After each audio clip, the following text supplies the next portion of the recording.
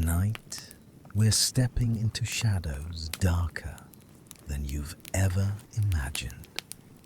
Forget the black-clad acrobats leaping across rooftops in movies. Forget the mystical hand signs and supernatural disappearing acts. The truth about ninja, the real shinobi of feudal Japan, is far more brutal, far more demanding, and infinitely more deadly than any Hollywood fantasy could capture. Before we begin, close your eyes for a moment and imagine waking up before dawn in a remote mountain village. Your body aches from yesterday's training. Your stomach growls with perpetual hunger. Today, like every day, you'll spend hours perfecting the art of walking without sound, climbing walls with nothing but your fingernails, and memorizing the social behaviors of 7 different professions so you can impersonate any of them convincingly. And tonight, if your Lord commands it, you might die in complete darkness trying to steal information from an enemy castle. Welcome to the world of the shinobi. The fantasy versus the bone-breaking reality. The word itself gives us our first clue. Shinobi comes from the verb shinobu, meaning to conceal oneself, to hide, or to endure. That final meaning, to endure, captures something essential about what these people actually were. They were not superhuman warriors with magical powers. They were human beings who trained their bodies and minds to endure conditions that would break most people within days. The ninja, or more accurately, shinobi no mono, meaning one who endures or one who hides, emerged during one of the most violent periods in Japanese history.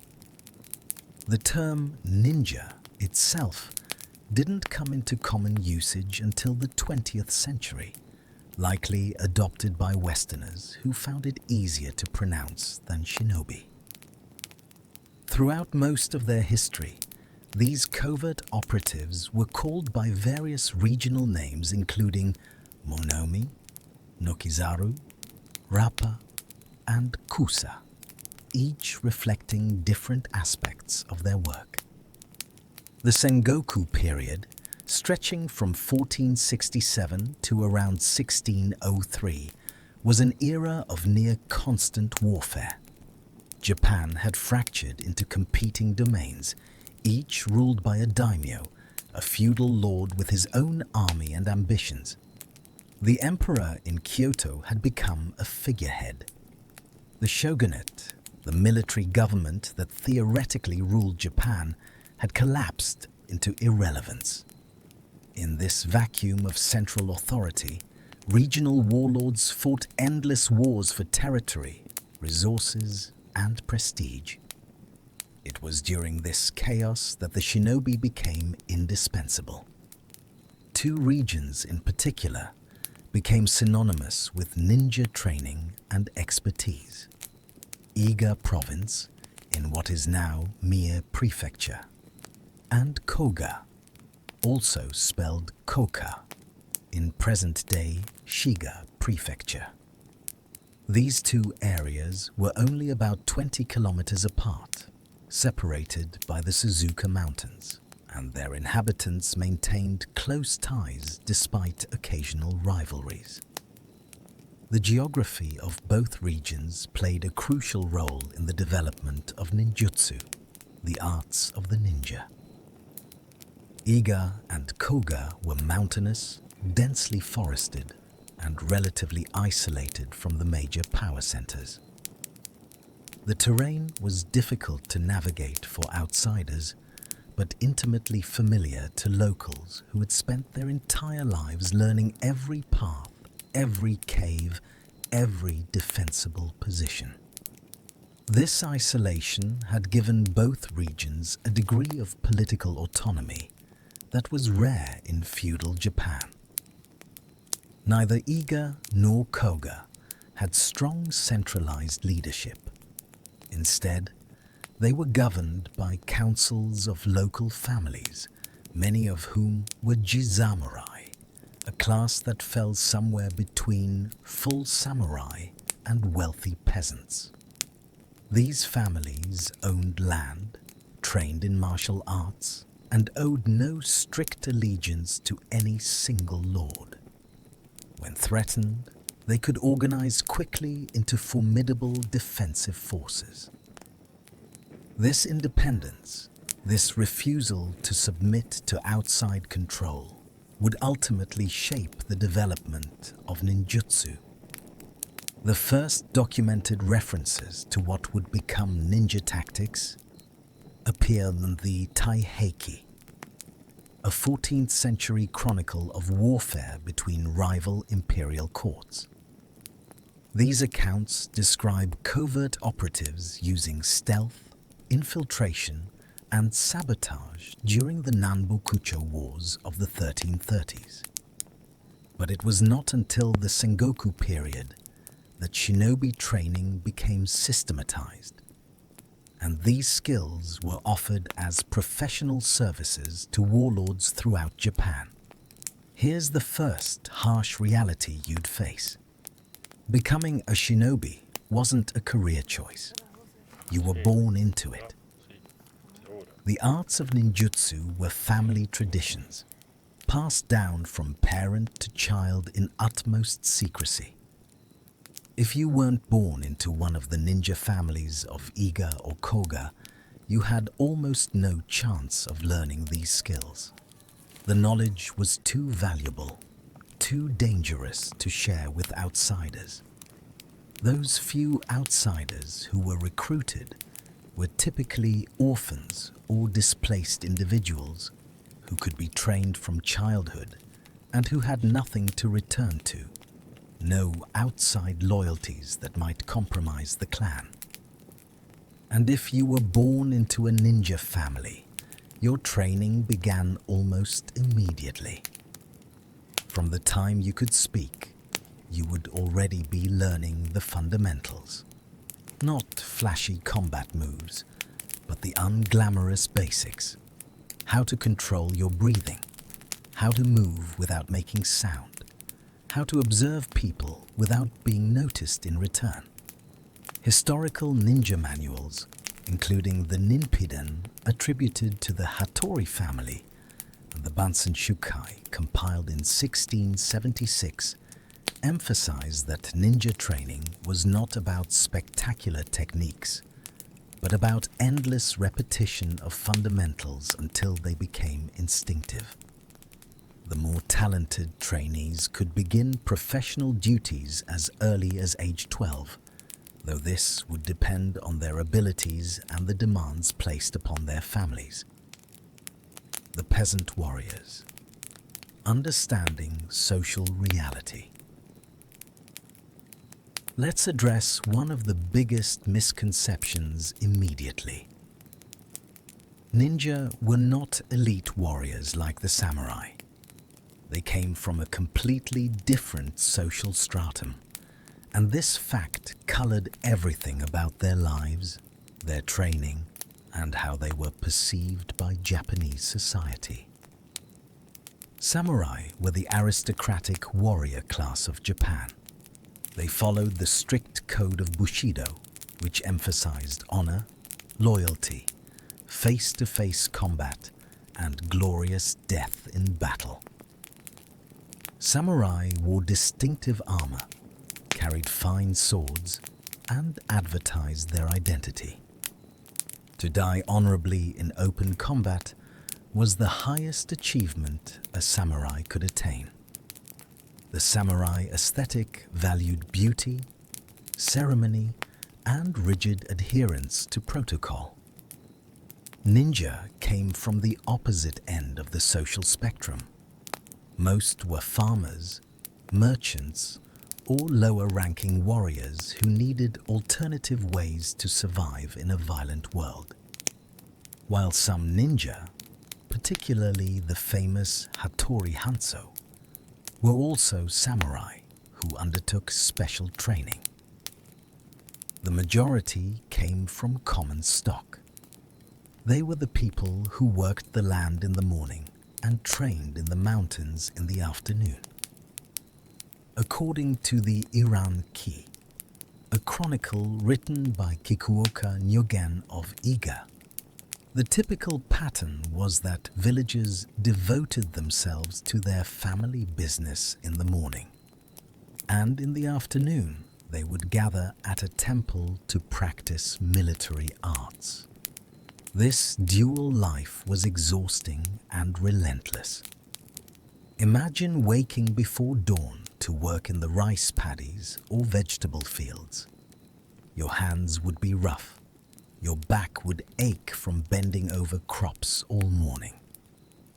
You'd eat a meager meal of millet porridge or rice bran, then spent the afternoon being beaten, exhausted, and pushed beyond your limits as you trained in combat, climbing, and stealth techniques. Then, at any moment, a bell might ring in the village, signaling that you needed to grab whatever weapons you had and prepare for battle or a covert mission. There were no rest days. There were no vacations. This was simply life. The economic reality was equally harsh. Ninja worked as mercenaries, selling their specialized skills to whichever daimyo would pay them.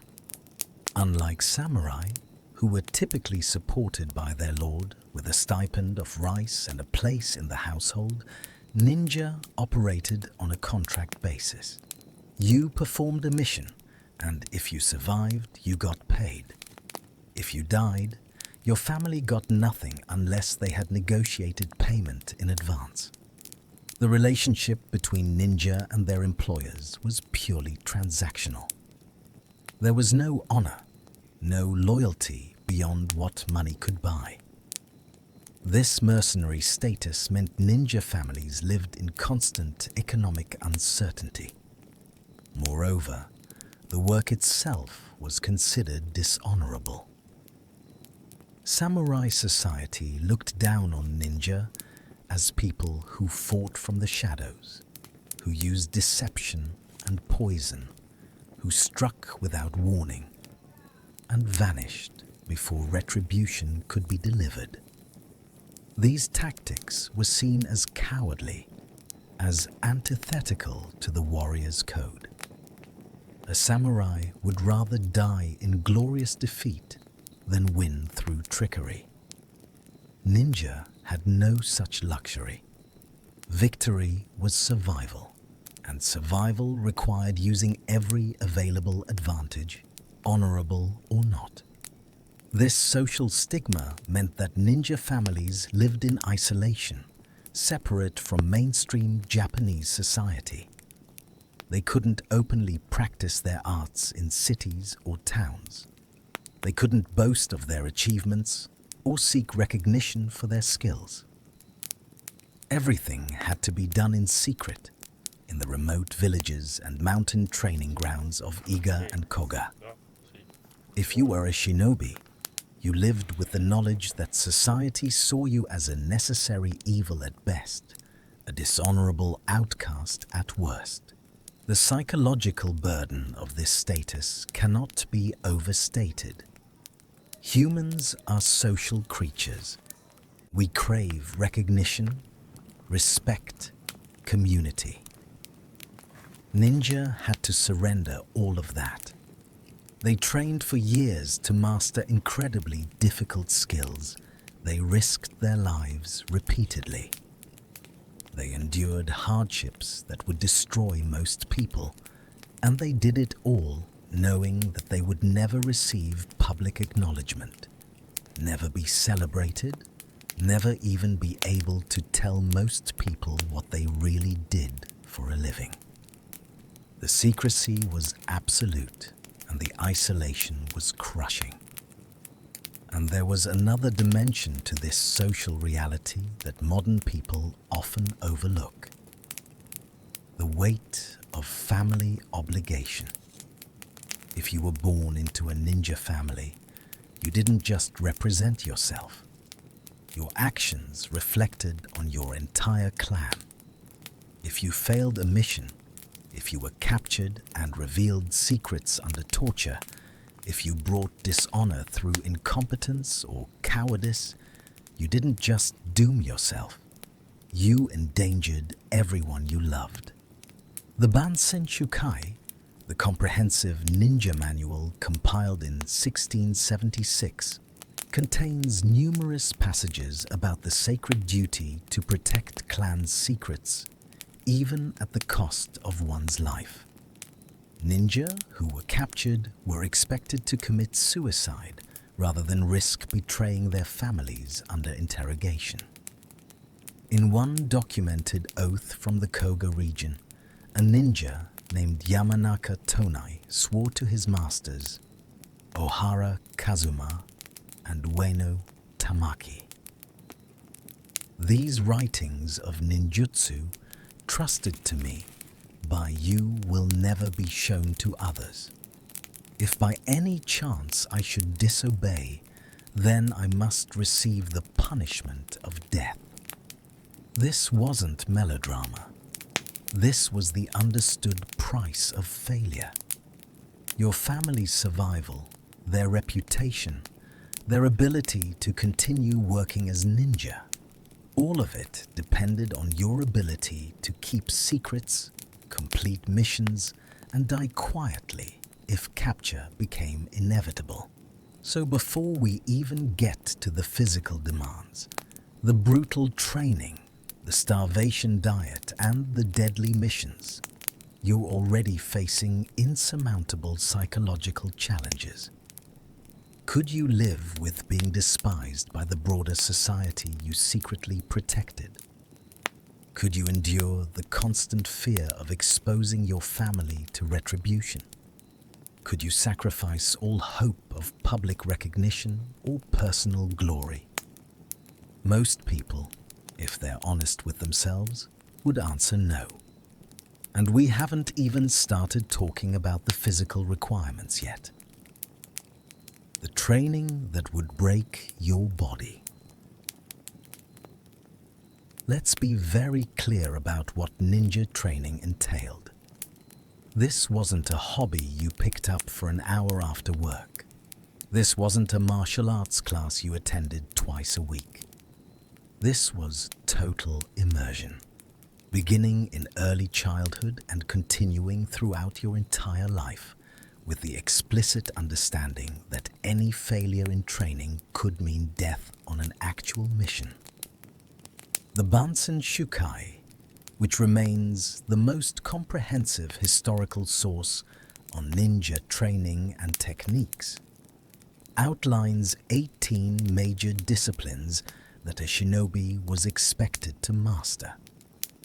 These included Seishin Teki Kyoyo, spiritual refinement; Taijutsu, unarmed combat; Kenjutsu, sword fighting; Bajutsu, horsemanship; Sojutsu, spear fighting; Naginata Jutsu, pole weapon fighting; Kusariga Majutsu, chain and sickle; Kayaku Jutsu, fire and explosives; Hensojutsu, disguise and impersonation; Shinobi Iri, stealth and infiltration; Intonjutsu, escape and concealment; Hatanjutsu, tactical timing; Chimon, geography, and several others. Notice something about this list? It's not just combat. It's an entire education in warfare, survival, psychology, chemistry, and performance art. Let's start with the physical conditioning, because that's where most modern people would fail immediately. Historical accounts, particularly from Seiko Fujita, who claimed to be the 14th headmaster of the Koga school in the early 20th century, describe ninja training regimens that sound almost superhuman. According to Fujita, ninja were expected to walk 350 miles between Edo, which is modern-day Tokyo, and Osaka in just 3 days. That's over 115 miles per day. To put that in perspective, ultramarathoners today, running on paved roads with modern shoes and nutrition, consider 100 miles in 24 hours to be an extreme accomplishment. Whether ninja truly achieved such distances remains difficult to verify. But what we can confirm from the Bansen Shukai and other period sources is that exceptional endurance was considered essential for their work, given the need to travel long distances quickly while carrying equipment and maintaining alertness for danger. How did they build this kind of endurance? Through years of systematic training that began with short distances and gradually increased. Young ninja in training would start by running up and down the mountainous terrain around their villages. These weren't gentle jogs. These were all-out sprints up steep inclines, designed to build both leg strength and lung capacity. The elevation changes forced your cardiovascular system to adapt to operating with less oxygen. Your muscles learned to function while flooded with lactic acid. Your tendons and ligaments strengthened to handle the constant pounding of downhill running. But it wasn't just about covering distance. Speed was essential, but so was efficiency. Seiko Fujita, who claimed to be the 14th headmaster of the Koga school in the 20th century, described what he believed were historical ninja training methods, including a specific walking technique where ninja would lean their bodies forward, creating an imbalance that forced them to walk faster just to maintain their balance. This technique, similar to what modern running coaches call controlled falling, would have allowed ninja to maintain a fast pace for hours without exhausting themselves through excessive muscle tension. Fujita also claimed that ninja practiced walking with specially designed geta, wooden sandals with raised platforms, on ice, training them to move with perfect balance and minimal noise even on treacherous surfaces. While Fujita's credibility as a true inheritor of ninja traditions has been debated by historians, his descriptions align with techniques documented in earlier ninja manuals. The training extended to every imaginable form of movement. Climbing was not optional, it was essential. Ninja needed to scale castle walls, navigate rocky cliff faces, and move through tree canopies without making sound or being seen. Training involved climbing techniques that would terrify modern rock climbers. Historical accounts describe ninja climbing sheer walls using only the friction of their palms and the tips of their toes pressed into tiny irregularities in the stone. This required extraordinary grip strength, core stability, and pain tolerance. To develop this grip strength, young ninja would hang from tree branches for progressively longer periods. They would climb ropes hand over hand without using their legs. They would practice digging their fingers into wood and stone to create handholds where none existed. This kind of training is agonizing. Your fingers cramp, your forearms burn. Your entire upper body screams for relief. But you couldn't stop. On a real mission, If your grip failed halfway up a castle wall, you would fall to your death or into the hands of guards who would torture you before executing you. Stealth training was perhaps the most mentally taxing aspect of physical conditioning. Moving silently seems simple until you try to do it for hours at a time. Every muscle in your body has to be under perfect control. Your breathing has to be regulated so that you don't pant with exertion. Your footfalls have to be placed with precision, testing the ground before committing your weight, ready to freeze mid-step if you hear or see anything suspicious. One documented training method involved placing a feather on the tip of your nose and breathing through your closed mouth in such a way that the feather never moved. This taught you to control your breath even during periods of intense stress or physical exertion. Another technique required trainees to walk across rooms covered in scattered dry rice without making the grains crackle. Ninja also practiced a specific breathing method. They would start by holding their breath for 15 seconds, then gradually increase the duration over months and years until they could hold it for 2 to 3 minutes. This allowed them to hide underwater, to remain motionless in cramped spaces, and to avoid detection by dogs whose keen senses might detect the sound or smell of breathing. The weapons training was endless and unforgiving. While Hollywood has given ninja an exotic arsenal of specialized weapons, the historical reality is more prosaic. Ninja primarily trained with the same weapons any warrior of the period would use: swords, spears, and bows. The difference was in how they used them. Ninja sword techniques emphasized quick, decisive strikes rather than prolonged dueling. The goal was never a fair fight.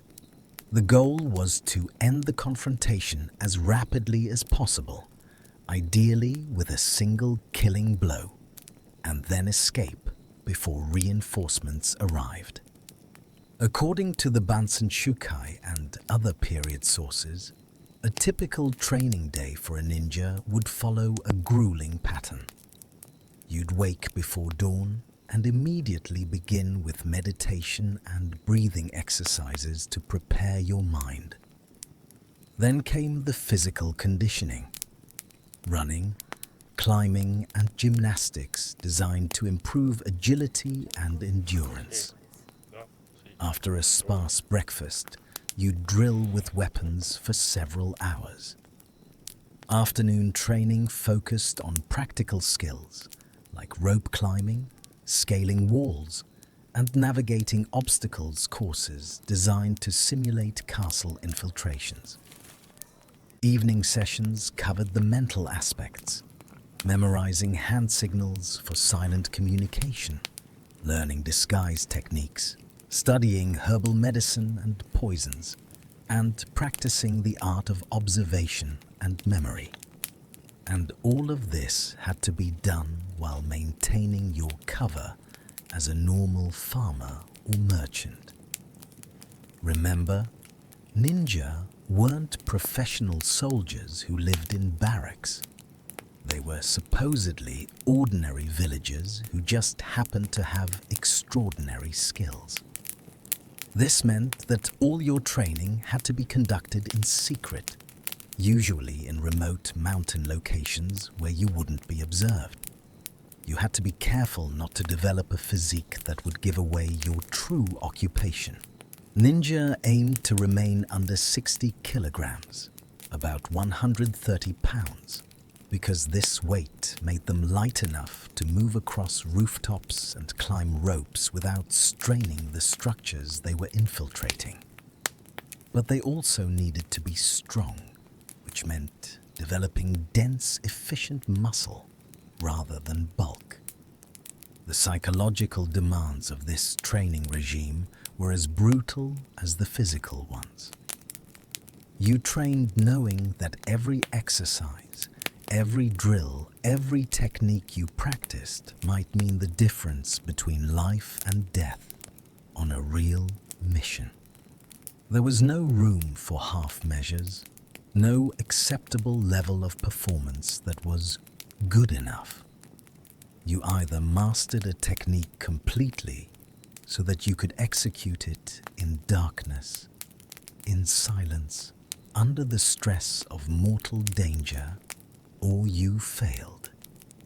And failure on a mission didn't mean you got a bad grade or had to repeat a class. Failure meant death, either from falling off a wall, being discovered by guards, or being hunted down after a botched infiltration. Modern people like to think they're tough. We go to the gym a few times a week, maybe run a 5K race occasionally, perhaps take a martial arts class. But none of that remotely compares to the total commitment required of ninja. Your entire life, from early childhood through old age, was devoted to maintaining and improving skills that would probably get you killed anyway. The famous modern ninja master Junichi Kawakami, considered by many to be the last true inheritor of Koga ninja traditions, has said that the physical training was designed not just to build strength, but to instill a specific mindset. The acceptance that you were expendable, that your survival was never guaranteed, and that your duty to your mission and your family superseded any personal desire for safety or comfort. Could you maintain that level of training for decades? Could you push through the pain, the exhaustion, the countless small injuries that would accumulate over years? Could you accept that all this effort might culminate in a single night where you die anonymously in an enemy castle?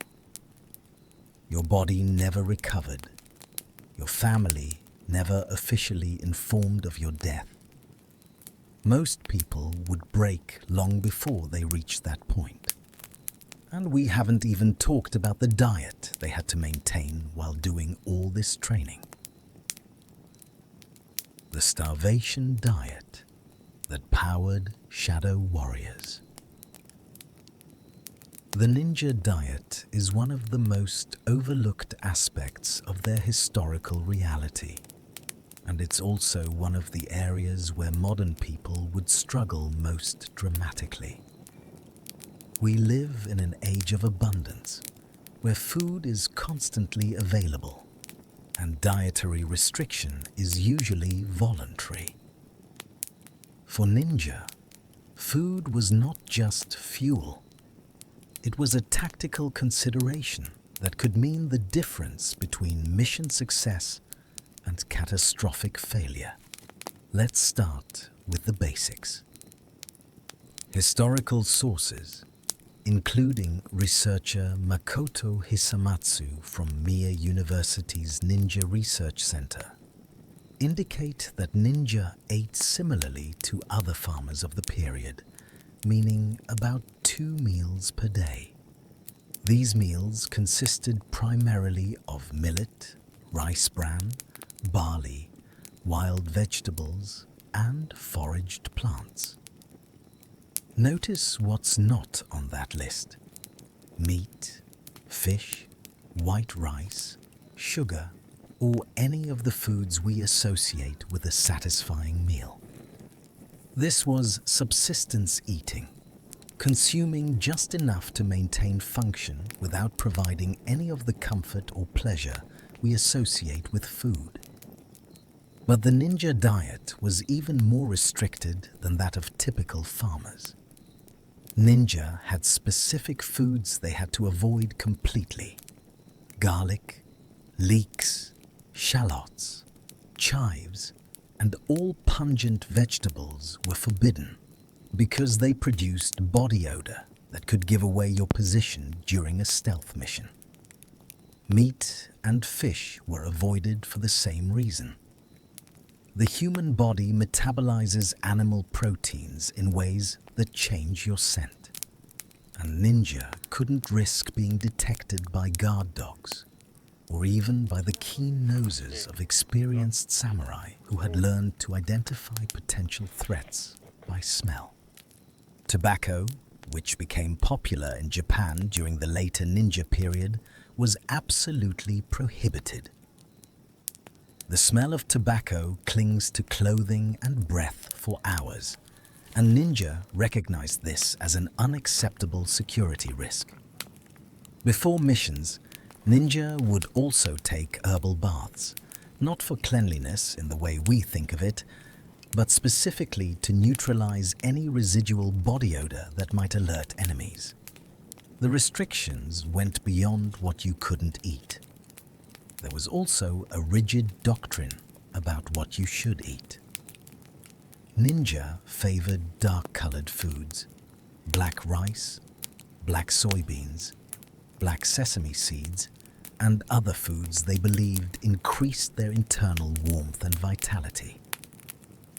These foods were collectively called senin shoku, or hermit food, based on the belief that ancient Chinese hermits who ate these foods gained supernatural longevity and sharpened senses.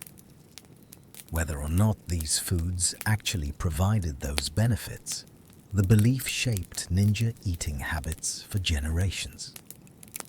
Brown rice was a staple, and the Iga region, where many ninja lived, was known for producing particularly high-quality brown rice. Tofu and other soy products were consumed regularly because they provided necessary protein without the scent issues of meat. Konnyaku, a processed food made from the tuber of a plant in the Araceae family, was also common. It's a gelatinous substance with almost no calories, but it fills the stomach and provides a feeling of satiety, even when you're actually getting minimal nutrition. Ninja also ate umeboshi, pickled plums, which had multiple benefits. The citric acid helped with sterilization and disinfection. The taste could mask other flavors if you needed to consume something unpleasant, and the salt content helped prevent dehydration during long missions. The goal of all these dietary restrictions was to maintain an ideal weight of around 60 kilograms. This weight represented the standard for a bag of rice in feudal Japan, and it was considered the maximum weight a ninja should carry. Being heavier made you more likely to break through ceiling planks, strain rope during climbs, and leave deeper footprints that were easier to track. Being much lighter meant you lacked the strength for the physical demands of the job.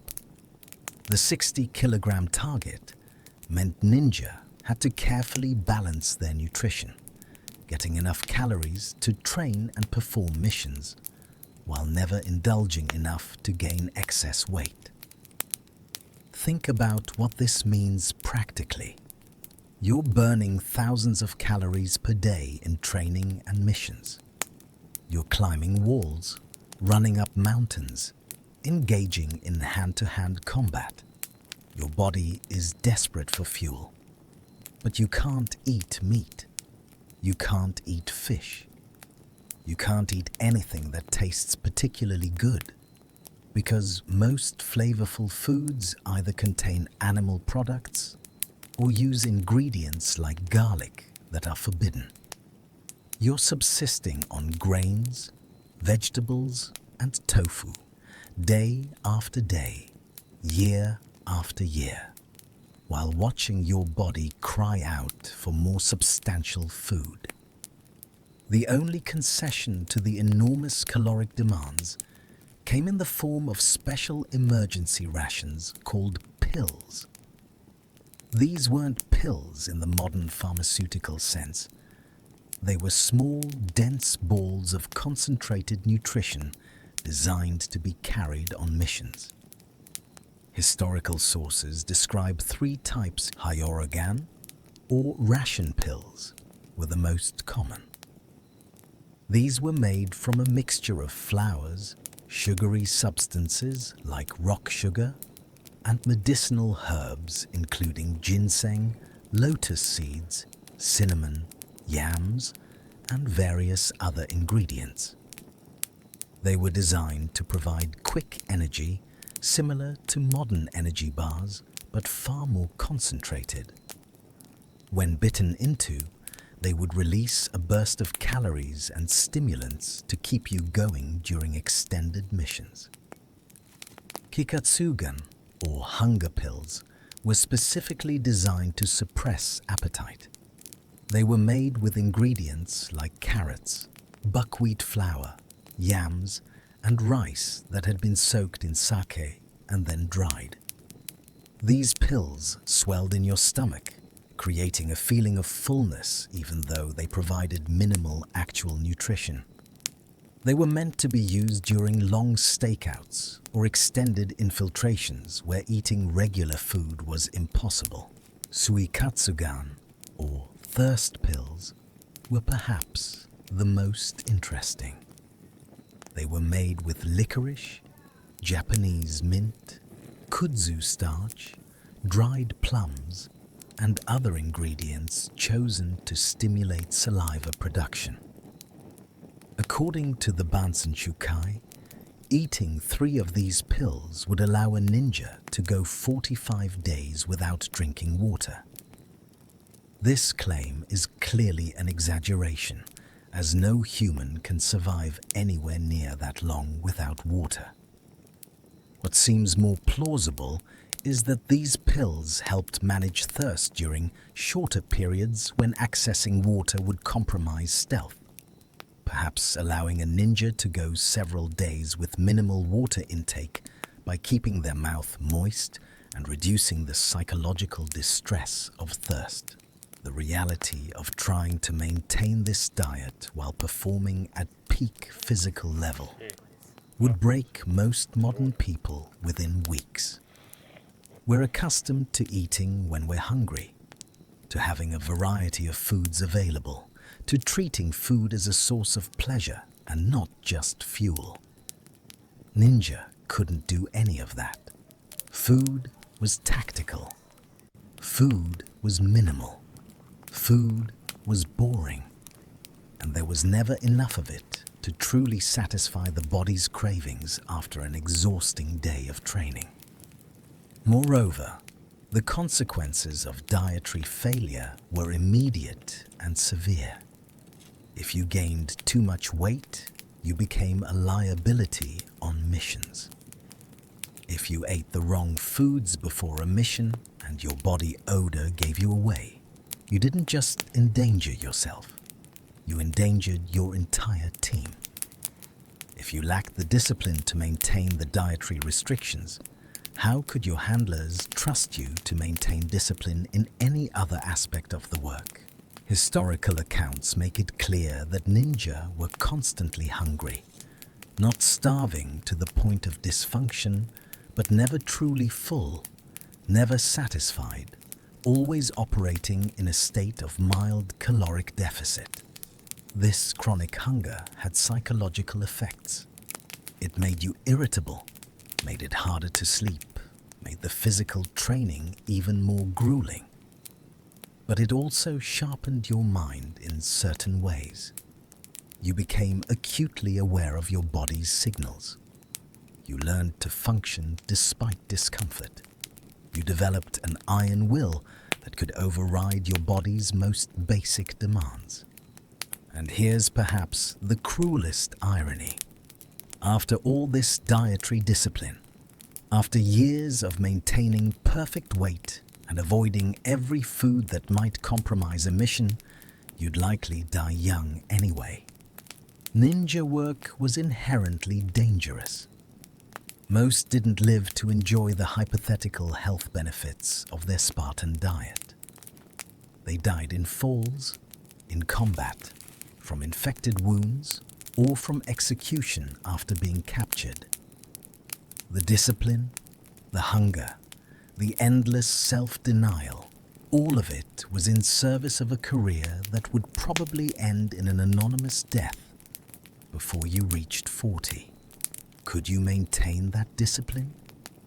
Could you watch other people enjoying meals you'll never taste, knowing that a single indulgence could cost you your life on the next mission?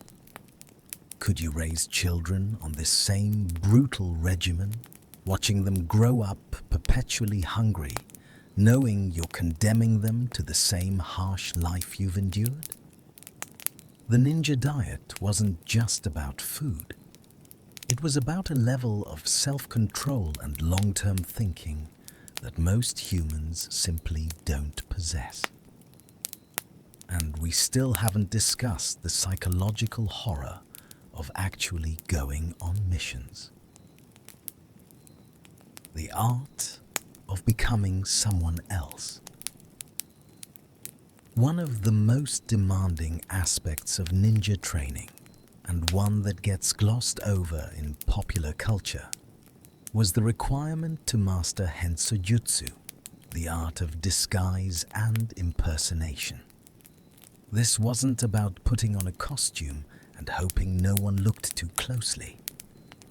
This was about completely transforming yourself into another person, so convincingly that you could withstand close scrutiny for extended periods.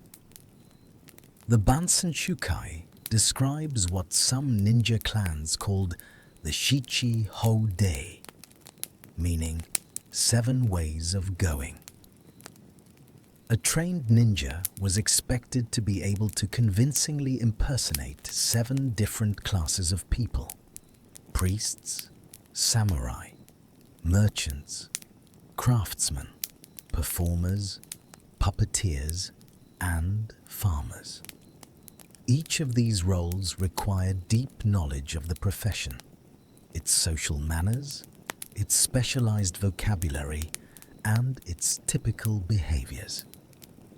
Let's consider what this actually entailed. If you needed to impersonate a Buddhist priest, you couldn't just shave your head and put on robes. You needed to know Buddhist scriptures well enough to chant them from memory. You needed to know the proper rituals for different occasions. You needed to understand the hierarchies within different Buddhist sects. You needed to know how priests walked, how they held themselves, how they interacted with both nobility and commoners. Any deviation from expected behavior would raise suspicion. The challenge became even more complex when impersonating someone with specialized skills. If you disguised yourself as a musician, you actually needed to be able to play musical instruments. Historical sources note that ninja commonly posed as komuso, wandering monks who played the shakuhachi flute. The large basket-like hats worn by komuso completely concealed the face, making it an ideal disguise. But guards weren't stupid.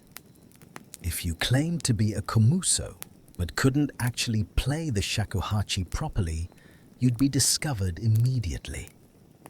So ninja had to master the flute, along with drums and various traditional string instruments, just to have these disguise options available. Craftsmen presented another layer of complexity. If you needed to infiltrate a castle while disguised as a carpenter or stonemason, you needed to know those trades well enough to perform them convincingly. You had to be able to identify tools, use them properly, and speak knowledgeably about techniques and materials. Some ninja training schools required students to actually work in various trades for months at a time, not for the income, but to learn the profession thoroughly enough to impersonate a practitioner. Female ninja, known as kunoichi, faced additional challenges and opportunities in the art of disguise. Women in feudal Japan had access to spaces that were forbidden to men, particularly the inner chambers of a lord's residence, where his wife, concubines, and female servants lived. A kunoichi could infiltrate these spaces by posing as an entertainer, a shrine maiden, a servant, or even a prostitute. But these roles required their own specialized knowledge and behaviors.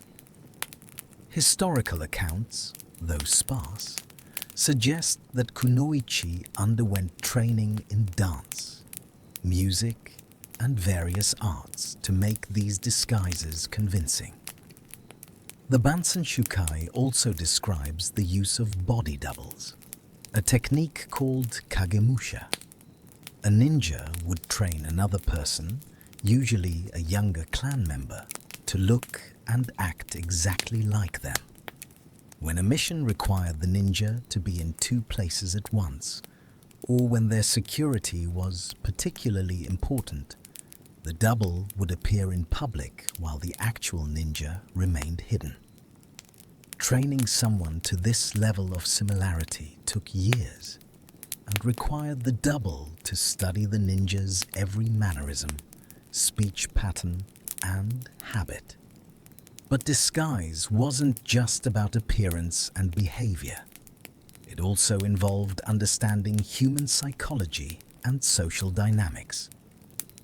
The Bansen Shukai describes a technique called shikei no jutsu, meaning careful preparation for achieving one's aim. This involved what we'd now call deep cover operations. If a ninja needed to assassinate an enemy lord, they might spend months or even years establishing a false identity in the target's domain. One documented case describes a ninja who wanted to get close to an enemy lord. Rather than attempting a direct infiltration, he first secured work at a local Buddhist temple.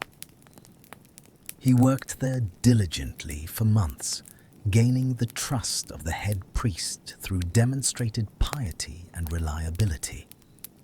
Once he had earned that trust, he asked the priest to recommend him as a servant to the Lord. The priest, believing the ninja to be a trustworthy young man, made the recommendation. The Lord hired him, and the ninja was now inside the residence with access to areas that would have been impossible to reach through stealth alone. Months later, when the opportunity arose, he completed his mission. This level of patient, methodical deception requires psychological traits that most people don't have. You need to be able to lie convincingly, not just occasionally but constantly, for extended periods. You need to maintain your false persona, even when you're exhausted, stressed, or facing unexpected challenges. You need to remember every detail of your cover story, because a single inconsistency can expose you. And you need to do all this while also remaining vigilant for actual threats, watching for the right moment to complete your mission, and planning your escape route. The mental strain of living a double life can't be overstated. Psychological research on modern undercover operatives shows that maintaining a false identity for extended periods causes significant stress anxiety and, in some cases, lasting psychological damage. The person begins to lose their sense of self, unsure where their real identity ends and the false one begins. For Ninja, this psychological burden was compounded by the knowledge that discovery meant not just their own death, but potentially the exposure and destruction of their entire family. Training in disguise and impersonation also required ninja to become expert observers of human behavior. You needed to watch how different classes of people moved, how they spoke, how they reacted to different situations. This required going to towns and cities, despite the risk of being recognized, and spending hours simply observing. You'd watch how samurai interacted with each other and how they treated commoners. You'd note how merchants bargained, how they carried themselves in different contexts. You'd study the body language of farmers, the vocal patterns of priests, the gestures of entertainers. This skill of observation extended to memory training. Ninja needed to be able to remember complex information without writing anything down. If you infiltrated a castle to gather intelligence, you couldn't take notes. You had to memorize the layout, the number of guards, their patrol patterns, the location of armories and food stores, and countless other details. Then you had to retain all of this information during a harrowing escape and deliver it accurately to your handlers afterward. The Bansen Shukai describes memory training techniques that sound almost superhuman. Ninja would practice memorizing long lists of items, then reciting them backward.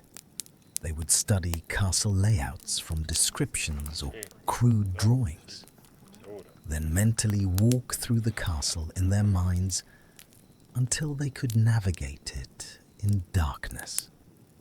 They practiced recognizing faces after a single brief encounter, knowing that identifying a target or recognizing an enemy agent might require split-second recall. All of this disguise training had to be maintained constantly because you never knew when you might need a particular skill. If you spent months learning to play the shakuhachi, then went a year without using that skill on a mission, you needed to continue practicing so that the ability would be ready when needed.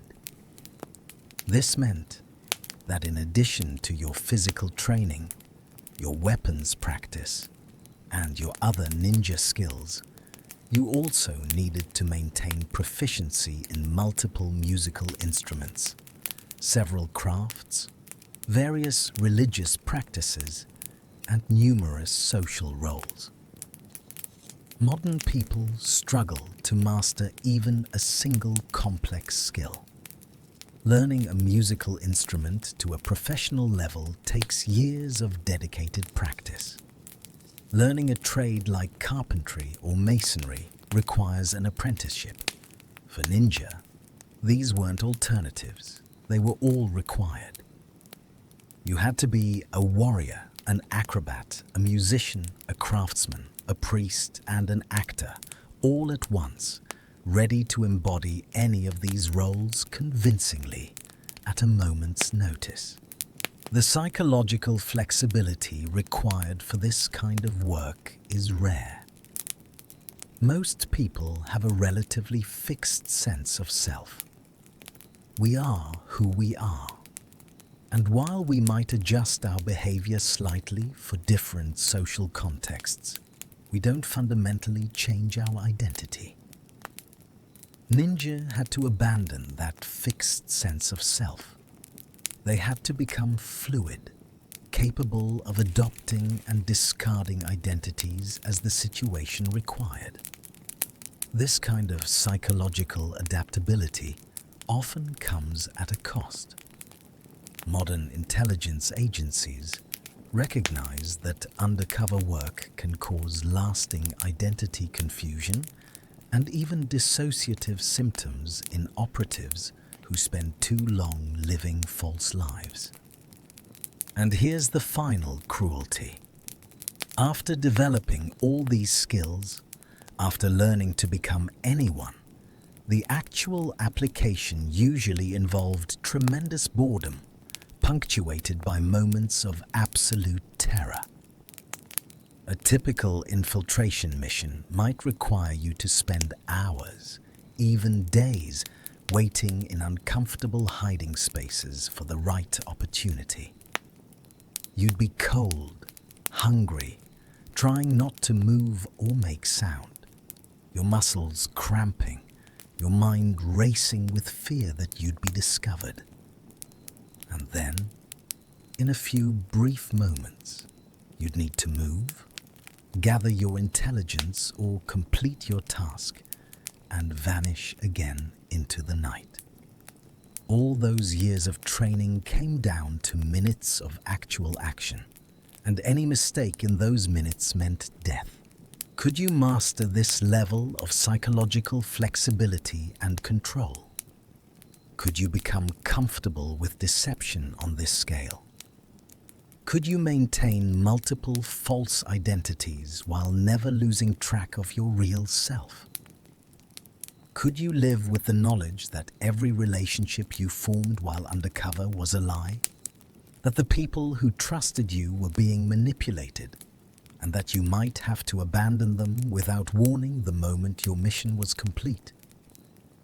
This is the reality of Hensujutsu, and it's one of the many reasons why most people would never survive as ninja. Tools of the shadow. Weapons that weren't magic. Popular culture has given ninja an arsenal of exotic and often impossible weapons. Throwing stars that can pin people to walls, rope darts that defy physics, smoke bombs that create impenetrable clouds, and even mystical weapons imbued with supernatural powers. The reality of ninja equipment was both more practical and more limited than these fantasies. Let's start with the most iconic ninja weapon, the shuriken. These were small, throwable implements, typically made of metal, that came in two main forms. Hira shuriken were the flat, star-shaped versions most people recognize. Bow shuriken were simpler spikes or rods. But here's the crucial point that movies always get wrong. Shuriken were never primary weapons. They were supplementary tools used mainly for distraction rather than killing. Throwing a shuriken accurately is much harder than movies make it appear.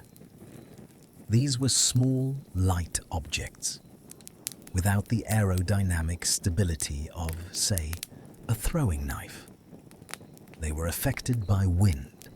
They didn't penetrate deeply enough to guarantee a kill, and they made noise when thrown. Historical sources indicate that ninja primarily used shuriken in three situations: to distract guards during an escape by throwing them in different directions, to create confusion about which way the ninja had fled, as improvised tools when other equipment wasn't available, using them to create hand and footholds in walls, and occasionally as close-range stabbing weapons when grappling with an opponent. The idea of a ninja carrying dozens of shuriken is purely fictional. These were heavy metal objects. Carrying many of them would add significant weight and would create noise with every movement. Most ninja, if they carried shuriken at all, probably had only a few. And they certainly didn't throw them with the casual frequency shown in movies, because each throw meant losing a valuable tool that would be difficult to recover in enemy territory. The ninja sword, often called a ninjato or shinobi katana, is another area where myth has obscured reality. Popular culture depicts ninja using short, straight swords with square guards. The historical evidence for this specific weapon design is actually quite limited. Many historians now believe that ninja used whatever swords were available, often standard wakizashi, short swords that any warrior might carry. What differentiated ninja sword work was not the weapon itself, but how it was used, in quick, decisive strikes aimed at ending combat immediately rather than extended dueling. What is documented is that ninja used their sword scabbards, or saya, as multi-purpose tools. The Bansen Shukai describes saya that were built longer than the blade, with the extra space used to store items like blinding powders, small tools, or medicinal substances. The scabbard itself could be used as a snorkel when crossing water obstacles, as a lever for prying open doors or windows, and as a step for climbing by jamming it between wooden beams or stones.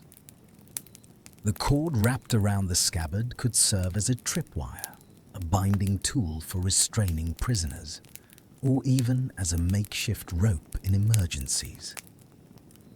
The reality is that most ninja weapons were fundamentally tools adapted for multiple purposes rather than specialized combat instruments. The kunai is a perfect example. In popular culture, kunai are depicted as throwing daggers or stabbing weapons. Historically, they were digging and prying tools, similar to a trowel or small pickaxe. The pointed end could be driven into earthen walls to create handholds for climbing, jammed between stones to form improvised steps, or used to excavate soil when creating hiding spots or tunnels. Could a kunai kill someone? Yes, if you stabbed them with it at close range. But that wasn't its primary purpose. And throwing it was probably rare because, like shuriken, you'd lose an important tool. Ninja rope work deserves special attention because it was genuinely sophisticated.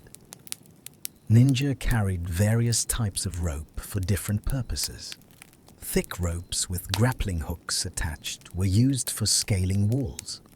The hooks weren't the elegant, perfectly designed tools you see in movies. They were crude iron implements, often with multiple prongs, designed to catch on stone or wood through friction and weight, rather than clever engineering. Throwing these hooks so they caught securely while making minimal noise required practice and skill. Thinner, stronger ropes were used for rappelling, for restraining prisoners, and for constructing simple tools in the field. Historical sources describe collapsible ladders made of rope with bamboo rungs that could be quickly deployed and then rolled up and hidden. These ladders had spikes or hooks at both ends, so they could be anchored securely even on smooth surfaces. The real ninja toolkit emphasized versatility and concealment over specialized weaponry. Historical accounts and surviving artifacts show that ninja carried fire-starting equipment, flint and steel, blinding powders, various irritants that could be thrown in an opponent's face, small containers of poison, medical supplies, bandages, needles, thread for stitching wounds, and herbal medicines. Coded messages or maps on rice paper that could be quickly swallowed if capture seemed imminent. And disguises, such as alternative clothing that could be worn inside out or reconfigured to appear as different outfits. Firearms, particularly Tanegashima matchlocks, were occasionally used by ninja, though probably less frequently than by regular samurai troops. The Bansen Shukai does describe the use of early gunpowder weapons, But the logistics of carrying a firearm made them impractical for stealth missions. Gunpowder needed to be kept dry, the weapons were heavy and cumbersome, and most critically, they made enormous noise when fired. For ninja, whose survival depended on not being detected, firearms were usually more liability than asset. What ninja did use extensively were fire and explosives for sabotage and distraction. The Bansen Shukai contains detailed recipes for creating fire arrows, smoke signals, and early grenades made from iron casings filled with gunpowder and shrapnel. Arson was one of the most effective tools in the ninja arsenal. Setting fires in an enemy stronghold created chaos, forced defenders to respond, and created opportunities for infiltration or escape. Historical accounts describe ninja using various fire-starting techniques. From simple flint and steel, though, more sophisticated timed devices that would ignite after the ninja had fled the area. But here's the aspect of ninja equipment that really matters. Everything had to be carried on your body, usually concealed during missions that might last hours or days. This means every tool was chosen for its versatility and necessity. You couldn't carry a full arsenal. You carried what you absolutely needed and nothing more. This limitation meant that ninja had to be incredibly creative, able to improvise tools from the environment and to use objects in ways their creators never intended. A walking staff could become a weapon.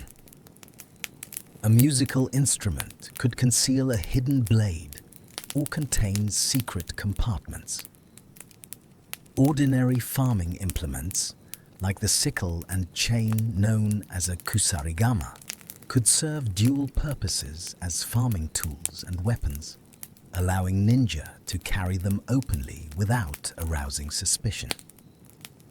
This pragmatic approach to equipment stands in stark contrast to the exotic weaponry of fiction.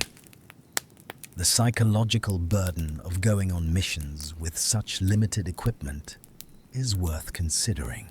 You're infiltrating an enemy stronghold, knowing that if anything goes wrong, you have only the few simple tools on your person to save yourself. You can't call for backup. You can't count on reinforcements.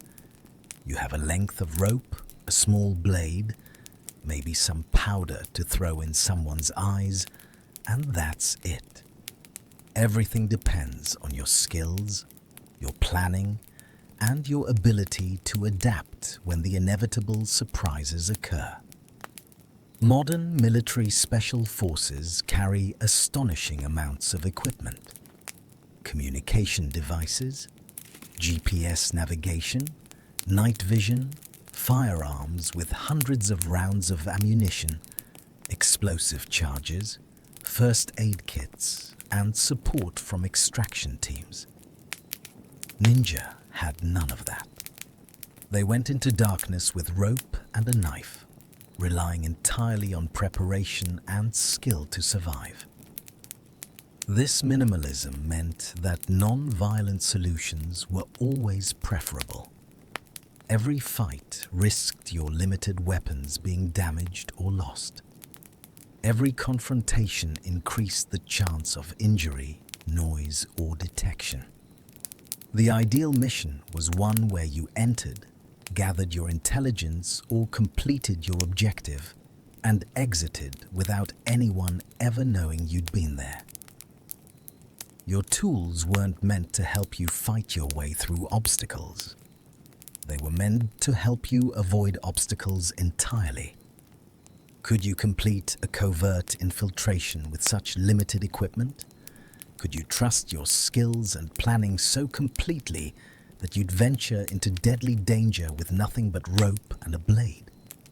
Could you resist the urge to over-equip, to bring just one more tool that might feel reassuring, but would actually slow you down or create noise. This level of minimalism and trust in pure skill is alien to most modern people. And it's yet another reason why ninja life was so unforgiving. The mission. When all training meets death.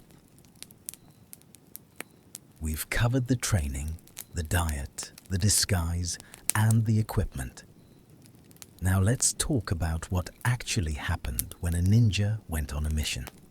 Because this is where the rubber meets the road. This is where years of preparation either paid off or ended in catastrophic failure. And this is where the reality of ninja work reveals itself as orders of magnitude more terrifying than any movie has ever portrayed. First, understand that as a ninja, you rarely chose your missions. You were a tool, employed by whichever lord had contracted your services. The missions came from external demands, not personal goals. This means you might be ordered to infiltrate a castle to count the rice stores, providing intelligence that would inform whether a siege was viable. You might be sent to assassinate a specific individual, either a rival daimyo or one of his key advisors. You might be tasked with sabotage, burning warehouses or armories to weaken an enemy before a major battle. Or you might simply be ordered to observe and report on troop movements, defenses, and other tactical information. Each mission began long before you actually entered enemy territory. The Bansen Shukai emphasizes the principle of Inyoton no Jutsu, meaning adaptation to circumstances. This required extensive reconnaissance and planning. If possible, ninja would visit the target area beforehand, during daylight, disguised as merchants, pilgrims, or traveling performers. They would observe the layout, note the positions of guards, identify patrol patterns, look for weak points in defenses, and create a mental map of the area. This reconnaissance phase could take days or weeks. You'd need to gather information without drawing attention, which meant asking casual questions, observing from a distance, and piecing together intelligence from multiple sources. If you asked too many questions about a particular castle or stronghold, you'd raise suspicion. If you were caught obviously studying defenses, you'd be arrested or killed on the spot. The reconnaissance had to be subtle, patient, and thorough. One technique described in historical sources was called Nudaki no Jutsu, exploiting enemy psychological weaknesses. This involved identifying not just physical vulnerabilities in defenses, but also human ones. Were there guards who drank on duty? Were there servants with grievances against their lord? Were there gaps in security during shift changes or meal times? This kind of intelligence gathering required you to become an amateur psychologist, understanding how to identify and exploit human nature. Once the reconnaissance was complete, you'd develop a plan. The Bansen Shukai emphasizes that every plan should include primary, secondary, and emergency routes. You needed to know how you'd enter, where you'd go once inside, how you'd complete your objective, and how you'd escape.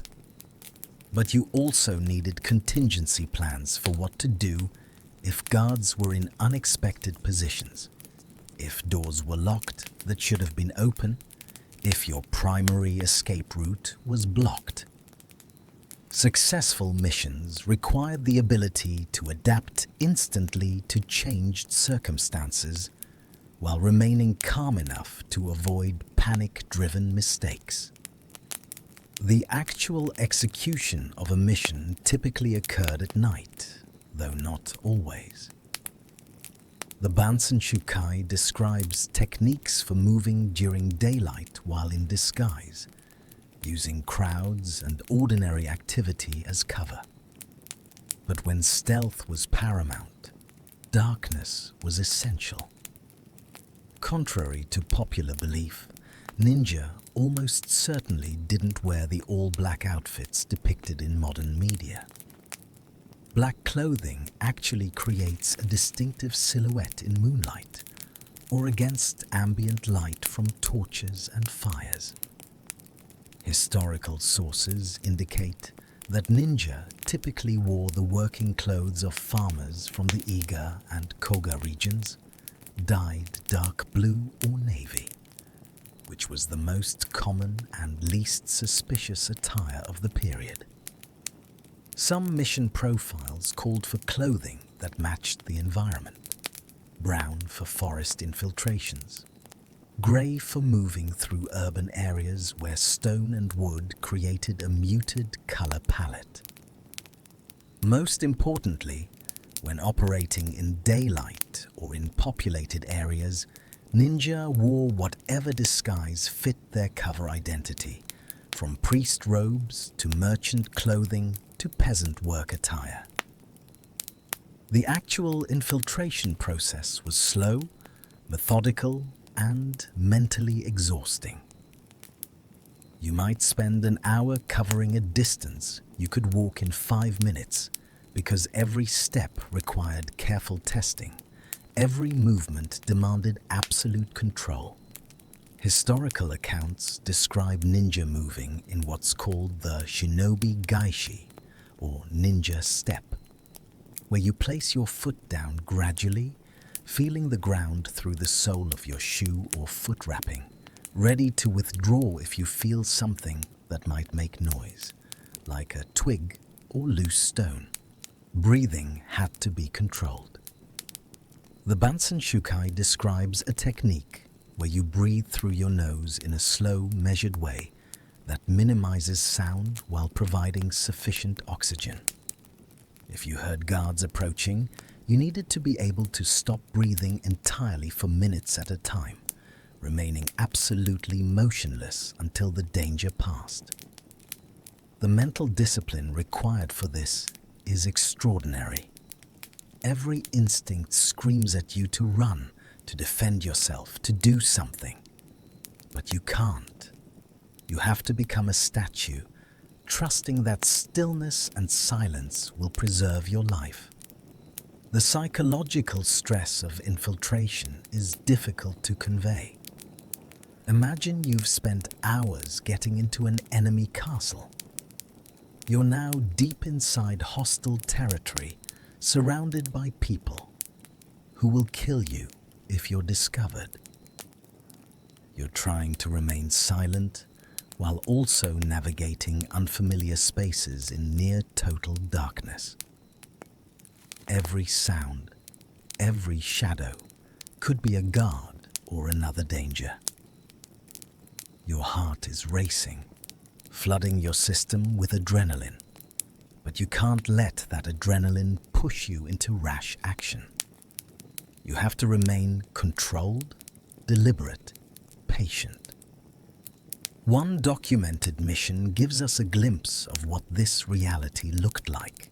During the siege of Hara Castle in 1637-38, several Koga ninja were sent to infiltrate the castle to determine the defenders' food supplies and morale. The siege commander, Matsudaira Nobutsuna, needed to know if the defenders could withstand a long siege or if starvation would force a surrender. The ninja who volunteered for this mission knew the odds of survival were slim. The castle was heavily defended, the occupants were desperate and vigilant, and there was no guaranteed escape route. The accounts preserved in the Ukai diary describe how these ninja entered the castle at night, disguised as defenders. This required extraordinary preparation. They needed to somehow acquire or create clothing that matched what the defenders wore, learn the passwords and signals used by the castle's garrison, and move with the confidence of people who belonged there, rather than the hesitancy of infiltrators. Once inside, they needed to move through the castle gathering intelligence about food stores, counting defenders, assessing morale, and noting the condition of defenses. Then they had to escape, carrying this information back to the siege commander. Several of these ninja died during the mission. Some were discovered and killed in combat. Others were captured and executed. But enough survived to deliver crucial intelligence that ultimately influenced the siege's outcome. The survivors were considered heroes within the ninja community. But notice that their heroism consisted primarily of not dying while gathering information. There were no dramatic fights, no spectacular escapes that left enemies in awe. They simply moved through enemy territory, gathered data, and got out with that data intact. That was the mission, and it was terrifying enough without any embellishment. The return from a mission could be as dangerous as the infiltration itself. Once you'd completed your objective, you still had to escape from hostile territory and return to your handlers.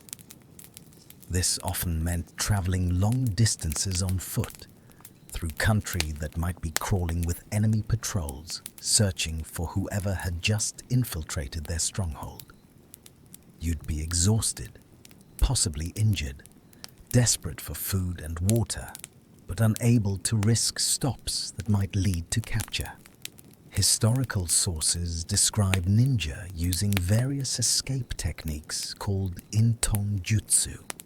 These included techniques with poetic names like the 5 ways, gotonpo, which referred to using 5 natural elements for concealment. Wood, hiding in trees or wooden structures.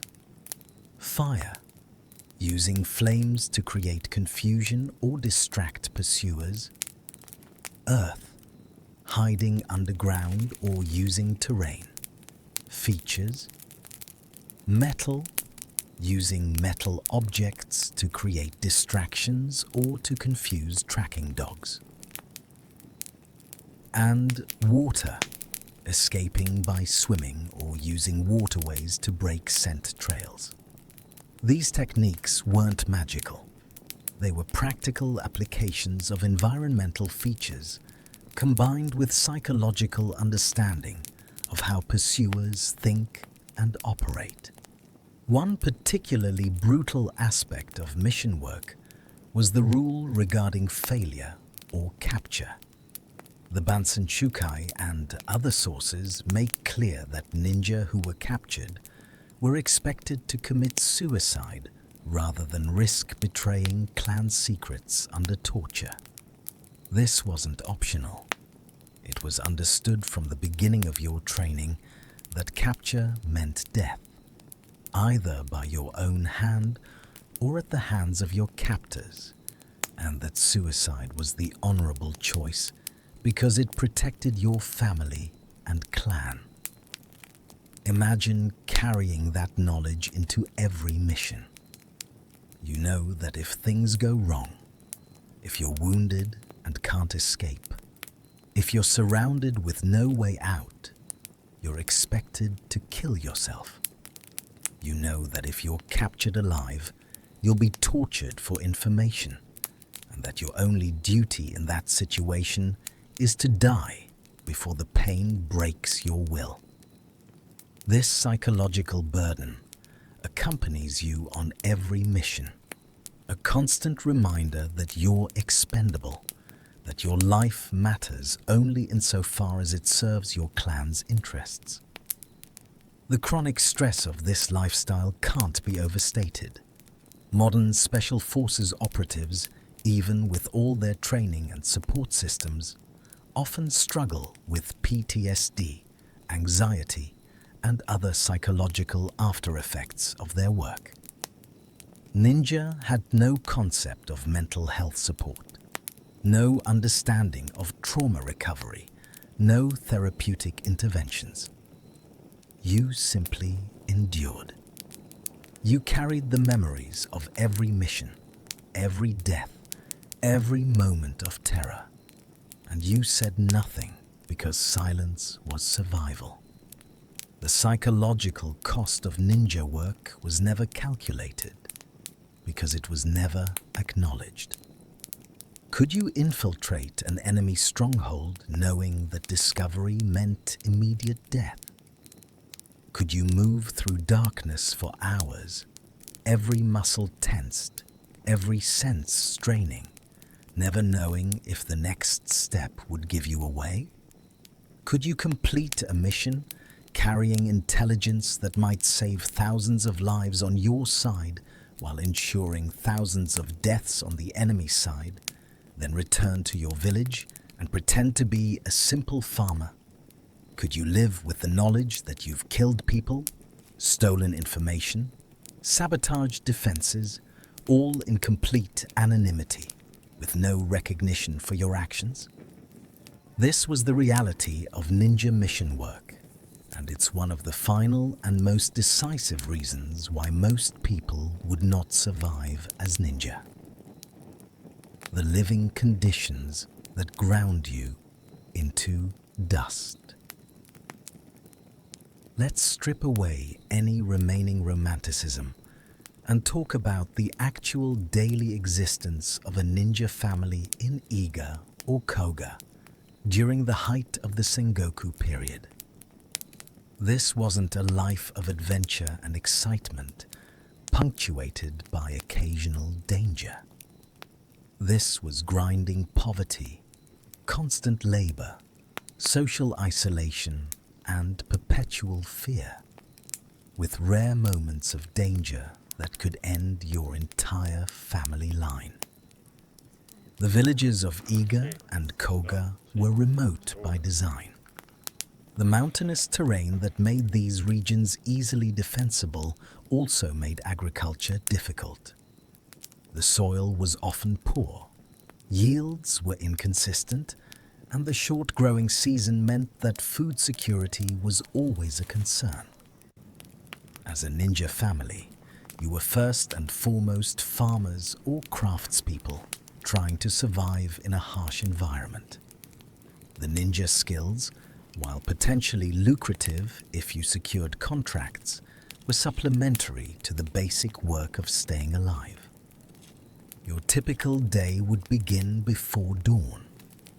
You'd wake in a simple wooden house, probably drafty, heated only by a small hearth that provided more smoke than warmth. The structure would be deliberately ordinary looking from the outside, but if you were a higher-ranking ninja family, it might contain hidden compartments, false walls, or escape tunnels. These defensive features weren't romantic secrets. They were grim necessities reflecting the reality that enemy ninja or samurai patrols might attack at any time. Breakfast, if you ate it at all, would be minimal. Perhaps some leftover rice or millet porridge, maybe some pickled vegetables. Then you'd head to the fields or to whatever trade you practiced as your cover identity. If it was planting or harvest season, you'd work the land from dawn until mid-afternoon. This was back-breaking labor, turning soil with hand tools, planting rice in flooded paddies while bent over for hours, hauling water, pulling weeds. Your hands would be calloused and scarred. Your back would perpetually ache, and you'd likely suffer from various injuries and infections that came with agricultural work.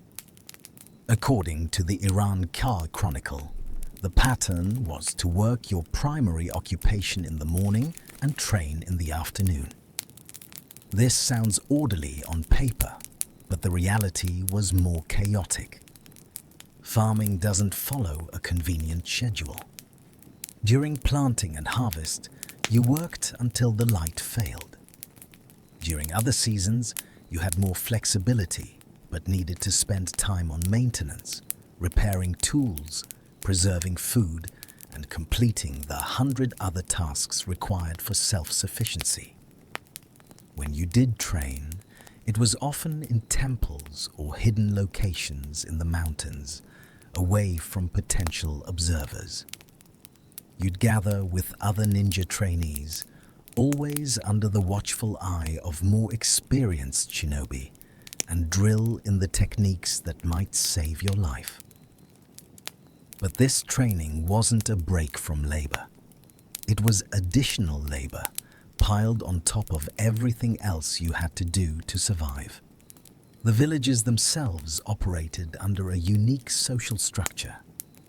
Without strong centralized leadership, decisions were made by councils of family representatives. This meant politics, meetings, debates, and all the social maneuvering that comes with group decision-making. As a ninja, you couldn't avoid this. Your family's status, your access to contracts, and your physical safety all depended on maintaining good relationships within the community. There were probably long-running feuds between families, disputes over training methods or proper procedures, and all the mundane conflicts that arise in any tight-knit community. Your family life would be complicated by the need for absolute secrecy. Children born into ninja families began learning discretion before they could fully understand what they were being trained for. You teach your 5-year-old child how to lie convincingly, how to withhold information, how to observe without being obvious. You'd watch your children train in dangerous techniques, knowing that their lives would depend on these skills, but also knowing that any mistake in training could cripple or kill them. Marriages in ninja families were often arranged to maintain clan alliances, or to bring in new bloodlines with useful traits: good eyesight, physical agility, intelligence, calm temperament. Romance, if it existed, was secondary to strategic considerations, and the constant stress of ninja life would strain even the strongest relationships. Imagine being married to someone who might leave in the night on a mission and never return, with no explanation, no closure, no official acknowledgement of death. Imagine raising children while knowing they're likely to die young in the same brutal profession that might kill you at any moment. The economic reality was particularly harsh. While a successful mission could bring substantial payment, work was inconsistent. Periods of relative peace meant no contracts, no income from ninja work. You couldn't advertise your services. You couldn't build a reputation openly. You relied on a network of intermediaries and previous clients to connect you with new employers. And those employers, the daimyo who hired ninja, held all the power in the relationship. They could refuse payment, claim you'd failed to complete a mission properly, or simply have you killed after the job was done to ensure your silence. This meant that even successful ninja lived with financial insecurity. You might complete several lucrative missions only to go months or years without another contract. During those lean times, you survived on your farming or craft work, always wondering if the next contract would come before your family's reserves ran out. And you couldn't save money openly. Unexplained wealth would raise questions about its source. Any prosperity had to be concealed or laundered through legitimate business activities. The healthcare situation was equally grim. Injuries were common, both from training and from missions. Wounds could easily become infected in an era without antibiotics. Broken bones might heal crookedly, leaving you with permanent impairment. The Bansen Shukai contained sections on herbal medicine and basic surgical techniques, but these were primitive by modern standards. Ninja did develop considerable expertise in treating injuries, partly from necessity and partly because medical knowledge made them valuable servants who could tend to their employer's health. But sophisticated treatments weren't available for most injuries and illnesses. Life expectancy was probably similar to or lower than the average for peasants in feudal Japan, which was itself quite low by modern standards. Many children died before reaching adulthood. Women frequently died in childbirth. Men died from violence, accidents, or disease. As a ninja, you faced all these ordinary dangers plus the extraordinary risks of your covert work. If you lived to see your 40th birthday, you'd be considered fortunate. Living into your 50s or 60s would be rare. The Bansen Shukai itself was written in 1676, well after the golden age of ninja work had ended, partly as an attempt to preserve knowledge that was disappearing as the old ninja died without the same need to train successors. The social isolation might have been the hardest aspect to endure. You couldn't have normal friendships with people outside your clan because you couldn't be honest with them about your life. You couldn't participate fully in the broader culture because your training and missions took precedence. You couldn't leave the Iga or Koga regions without good reason because your skills were bound to those locations. And within your own community, relationships were complicated by competition, secrecy, and the knowledge that any of your neighbors might be hired to work against your family's interests if a client requested it. Religious and spiritual life existed, but even this was colored by ninja pragmatism. The Bansen Shukai contains sections on divination, astrology, and Buddhist practices, but these are framed as tools for psychological preparation and tactical advantage rather than as paths to enlightenment. You might pray before a mission, but you were praying for success and survival, not for spiritual growth. Buddhism's teachings about impermanence and suffering probably resonated deeply with ninja, who saw both constantly. But there was little time for contemplative practice when every day brought physical labor and training. Women in ninja families faced particular challenges. If you were female and born into a ninja clan, your options were limited. You might be trained as a kunoichi, taking on the specialized missions that required female operatives. Or you might be married off to form alliances with other families. Or you might spend your life supporting the clan in domestic roles, cooking, preserving food, making and repairing clothing and equipment, and raising the next generation. There was no concept of choosing your own path. Your life's trajectory was determined by clan needs and family decisions. And overhanging all of this daily struggle was the constant threat of violence. Other ninja clans might attack if territorial disputes arose. Samurai forces might raid the villages if a daimyo decided to eliminate the ninja threat. or to capture ninja for interrogation. Enemy agents might infiltrate to assassinate key figures or to disrupt training. The 800 or so castle ruins that still dot the Iga and Koga regions testify to the militarized nature of these societies. Nearly every valley entrance had fortifications.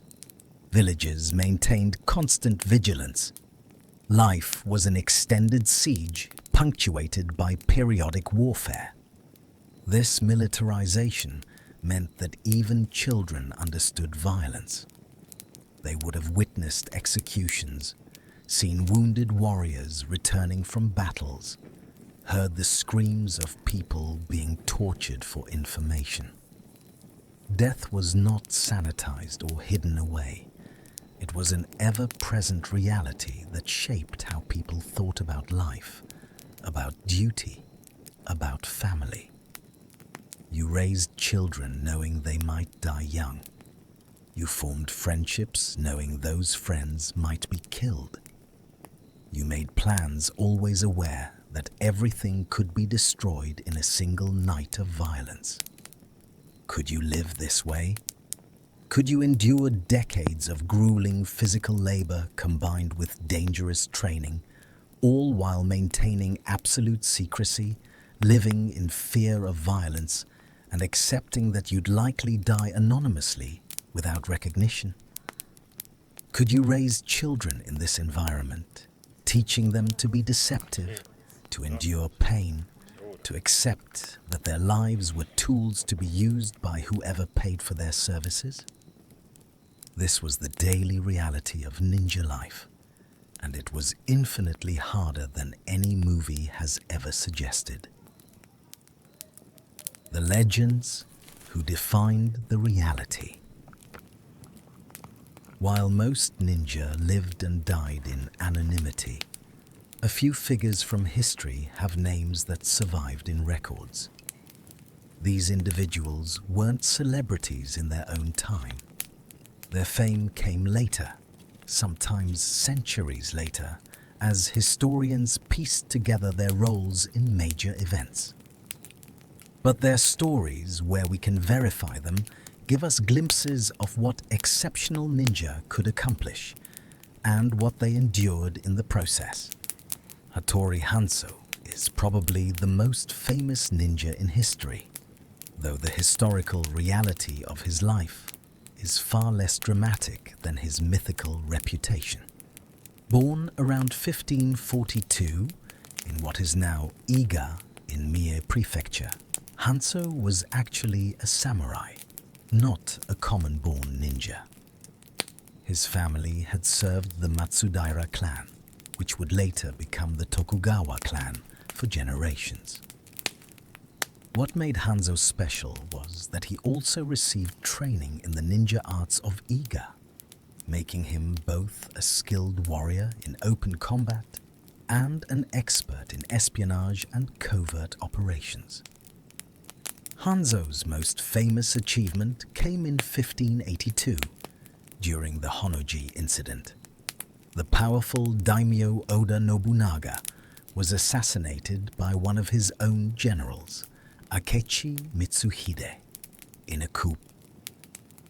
Tokugawa Ieyasu, who would later become shogun and unify Japan, was in Sakai at the time, far from his home base and surrounded by territory controlled by enemies who saw Nobunaga's death as an opportunity to eliminate his allies. Ieyasu needed to return to Mikawa province, but the direct routes were blocked by hostile forces. His situation was desperate. According to historical accounts, Hattori Hanzo organized an escape route through the mountainous Iga region, using his connections with ninja families to ensure safe passage. The journey required traveling through dangerous terrain while avoiding detection by enemies who were actively hunting for Oyasu. Historical sources suggest that Hanzo and a group of Iga ninja, possibly led by Hanzo himself or coordinated by him from a distance, guided Ieyasu through this escape, dealing with threats, arranging supplies, and using their knowledge of secret paths to bypass enemy positions. This wasn't a fighting retreat with battles and heroic stands. It was a covert evacuation, moving at night, hiding during the day, taking circuitous routes to avoid enemy forces, and relying on intelligence about enemy positions gathered by ninja scouts. Whether Hanzo personally accompanied Ieyasu every step of the way or coordinated the operation from various positions remains unclear in the historical record. But his role in ensuring the escape's success saved Ieyasu's life. When Ieyasu later became shogun, he remembered this debt. Hanzo was given a position of honor, commanding a unit of Iga ninja who served as guards for Edo Castle, and he became one of the few ninja to achieve both respect and social standing. But even Hanzo's relatively successful life illustrates the limitations of ninja work. Despite his crucial role in preserving Ieyasu's life, despite decades of loyal service, Hanzo was still viewed primarily as a functionary, a useful tool rather than a celebrated hero. His fame grew primarily after his death, as stories and legends embellished his actual accomplishments. And he was exceptional precisely because he managed to transition from ninja work into legitimate samurai status, something that was nearly impossible for most shinobi. Other ninja from the Iga and Koga clans participated in major historical events, though their individual names were often not recorded. During the 1562 raid to rescue hostages from Imagawa Ujisen, several Iga ninja infiltrated a well-defended stronghold, located the hostages, and successfully extracted them. The mission's success helped establish the reputation of Iga ninja as premier covert operatives, leading to increased demand for their services. During the siege of Hara Castle, which we discussed earlier, several Koga ninja volunteered for what they knew was essentially a suicide mission. The siege commander needed intelligence about conditions inside the castle, and there was no safe way to get it. The ninja who went in understood the odds of survival, yet they volunteered anyway. Some survived and brought back crucial intelligence. Others were killed or captured. Their names, for the most part, were not preserved in records. They died as they had lived, anonymously, their sacrifice known only to the few people who had sent them. The accounts we have of female ninja, or kunoichi, are even more fragmentary. The most famous is Mochizuki Chiyome, who, according to stories that emerged centuries later, allegedly ran a network of female spies and assassins during the Sengoku period. The accounts claim she recruited orphaned girls, displaced women, and others who had fallen through society's cracks, then trained them in espionage. These women would infiltrate enemy domains disguised as shrine maidens, entertainers, or servants, gathering intelligence and occasionally carrying out assassinations. However, historians have found no contemporary records mentioning Chiyome. Her name doesn't appear in documents from the Sengoku period itself, only showing up in sources from the 20th century. This doesn't definitively prove she was fictional, as the secretive nature of ninja work meant many operatives were never documented. But it does mean we cannot verify her existence or activities with certainty. What we can say is that the concept of her operation aligns with what we know about how female operatives could have been used during this period. What we can verify is that female operatives were used for certain types of missions where male ninja couldn't operate effectively. Women had access to spaces men couldn't enter without raising suspicion. They could approach targets that would be guarded against male threats. And they could use social dynamics and expectations about women's roles to their advantage. The Bansen Shukai does include a section on kunoichi techniques, describing methods for using female agents in espionage, which suggests the practice had some historical basis. But like their male counterparts, these women would have lived harsh lives, taken enormous risks, and died without recognition. The famous ninja clans themselves, families with names like Fujibayashi, Momochi, and Hattori in Iga, or the various houses of Koga, produced multiple generations of shinobi. These were not individual warriors, but entire family lineages dedicated to the profession over centuries. The Fujibayashi family, for instance, produced the compiler of the Bansen Shukai, Fujibayashi Yasutake, who wrote the manual in 1676, specifically because he feared the knowledge would be lost as the profession declined. The manual itself represents a kind of desperation. By the time it was written, Japan had been unified under the Tokugawa shogunate for over 70 years.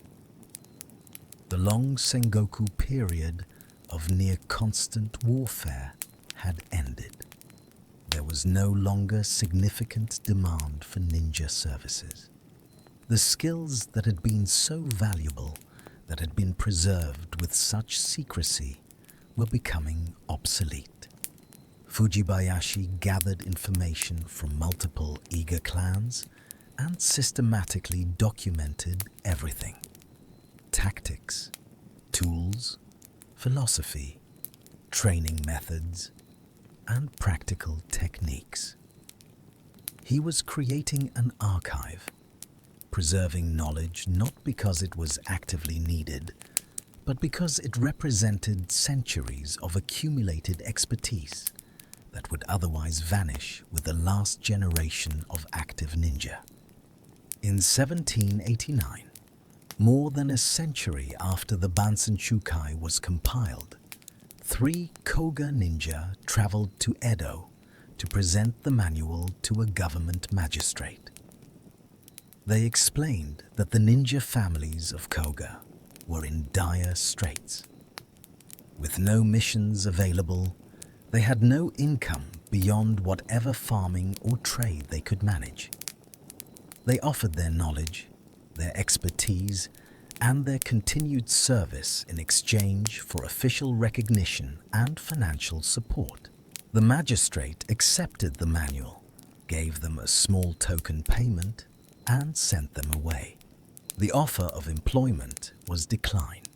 This moment, documented in official records, illustrates the ultimate fate of the ninja profession. Once Japan unified and entered a period of relative peace, there was no need for shadow warriors. The very skills that had made ninja invaluable during wartime made them threatening during peace. A shogunate that wanted to maintain stability couldn't risk having networks of trained infiltrators and assassins operating independently. Some ninja found employment as bodyguards or guards, but most simply faded away, returning fully to their cover identities as farmers and craftspeople. The legacy of individual ninja is mostly one of anonymity. A few names survived, but thousands of ninja lived, trained, fought, and died without leaving any trace in historical records.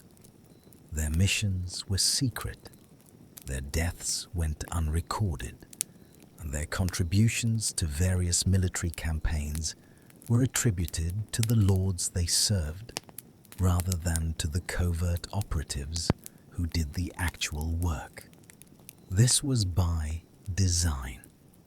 Effective intelligence work requires secrecy, but it also means that most ninja, despite spending their entire lives mastering incredibly difficult skills and taking enormous risks, were never acknowledged for their achievements. Even the ninja whose names we do know, like Hattori Hanzo, are surrounded by legends and embellishments that make it difficult to separate historical fact from later invention. Did Hanzo personally kill certain targets? Maybe. Or maybe those assassinations were carried out by nameless operatives under his command and later attributed to him. Did he possess supernatural abilities? Almost certainly not, but the stories claimed he did because the myths served purposes that boring historical accuracy couldn't fulfill. The ultimate irony is that ninja, who worked so hard to remain invisible during their lives, became highly visible in death through cultural memory and storytelling that emphasized the dramatic and sensational while ignoring the mundane suffering and tedium that characterized most of their existence. The real ninjas, the historical shinobi, were far more impressive than their mythical counterparts, precisely because they accomplished extraordinary things while operating under crushing constraints. But those real achievements have been largely forgotten in favor of entertaining fantasies. The quiet fade into history. The end of the ninja era wasn't dramatic. There was no final battle, no glorious last stand. The profession simply became obsolete as the conditions that had created the need for covert operatives gradually disappeared. Understanding how and why this happened helps illuminate what ninja actually were. Products of a specific time and place, serving functions that existed only during the chaos of wartime. When Tokugawa Ieyasu finally unified Japan in 1603, establishing the Tokugawa shogunate that would rule for over 250 years, he initiated a period called the Edo period or Tokugawa period. One of his primary goals was to prevent the kind of warfare that had devastated Japan during the Sengoku era. He did this through a complex system of control that included requiring daimyo to maintain residences in Edo and spend alternate years there, limiting their ability to build up military forces and creating an extensive network of spies and informants to detect and prevent potential rebellions. In this new system, there was still some demand for intelligence work, but it was fundamentally different from what ninja had done during the Sengoku period. The Tokugawa shogunate employed groups of operatives, including former Iga ninja who had served Ieyasu during his rise to power. But these people worked as official government agents, not as freelance mercenaries. They became the Oniwaban, the garden keepers, a euphemistic name for the shogunate's intelligence service. They still used techniques derived from ninjutsu, but they were now salaried employees of the state rather than independent contractors. For the ninja families of Iga and Koga, who couldn't secure these official positions, the prospects were grim. Without wars to fight, and without lords desperately seeking intelligence on their rivals, the demand for traditional ninja services evaporated. The specialized skills that had been so valuable became largely useless. What good is expertise in infiltrating castles when there are no castles to infiltrate? Why maintain training in assassination techniques when there's no one paying for assassinations? The ninja families adapted in various ways. Many returned fully to their agricultural roots, becoming simple farmers in truth rather than as a cover identity. The isolation of Iga and Koga, which had been an advantage during wartime, became a disadvantage during peace. These were remote regions without easy access to trade routes or major cities. Farming in mountainous terrain was difficult, and the areas never became particularly prosperous. Some ninja found ways to commercialize their specialized knowledge in legitimate forms. According to historical accounts, many Iga ninja became pyrotechnicians, using their expertise in gunpowder and explosives to create fireworks displays for festivals and celebrations. This provided income while using skills that had once been applied to warfare. The Koga ninja, according to tradition and some historical sources, leveraged their knowledge of herbal medicine and poisons to become pharmacists and medicine merchants. To this day, Shiga Prefecture, where Koga is located, has an unusually high concentration of pharmaceutical companies. While the direct causation between historical ninja and modern pharmaceutical industry is difficult to prove definitively, the pattern suggests at least some continuity in how the region's expertise with medicinal compounds evolved into legitimate commerce. But even these adaptations represented a massive loss of specialized knowledge. The complete system of ninjutsu, the 18 disciplines, the tactical understanding, the psychological training, all of it was more than any single trade could preserve. A pharmacist might know about herbs and compounds, but he wouldn't maintain expertise in stealth movement or covert infiltration. A pyrotechnician might understand explosives, but he wouldn't need to know disguise techniques or silent communication methods. As ninja transitioned into legitimate professions, they retained fragments of their former expertise while letting the rest atrophy. The compilation of manuals like the Bansen Shukai in 1676 and the Shoninki in 1681 represented attempts to preserve complete knowledge before it was lost. But even these efforts had limited success. The manuals were written in difficult classical Japanese, filled with technical terminology and encoded language meant to be understood only by initiates. They weren't meant to be training manuals that anyone could pick up and use to learn ninjutsu from scratch.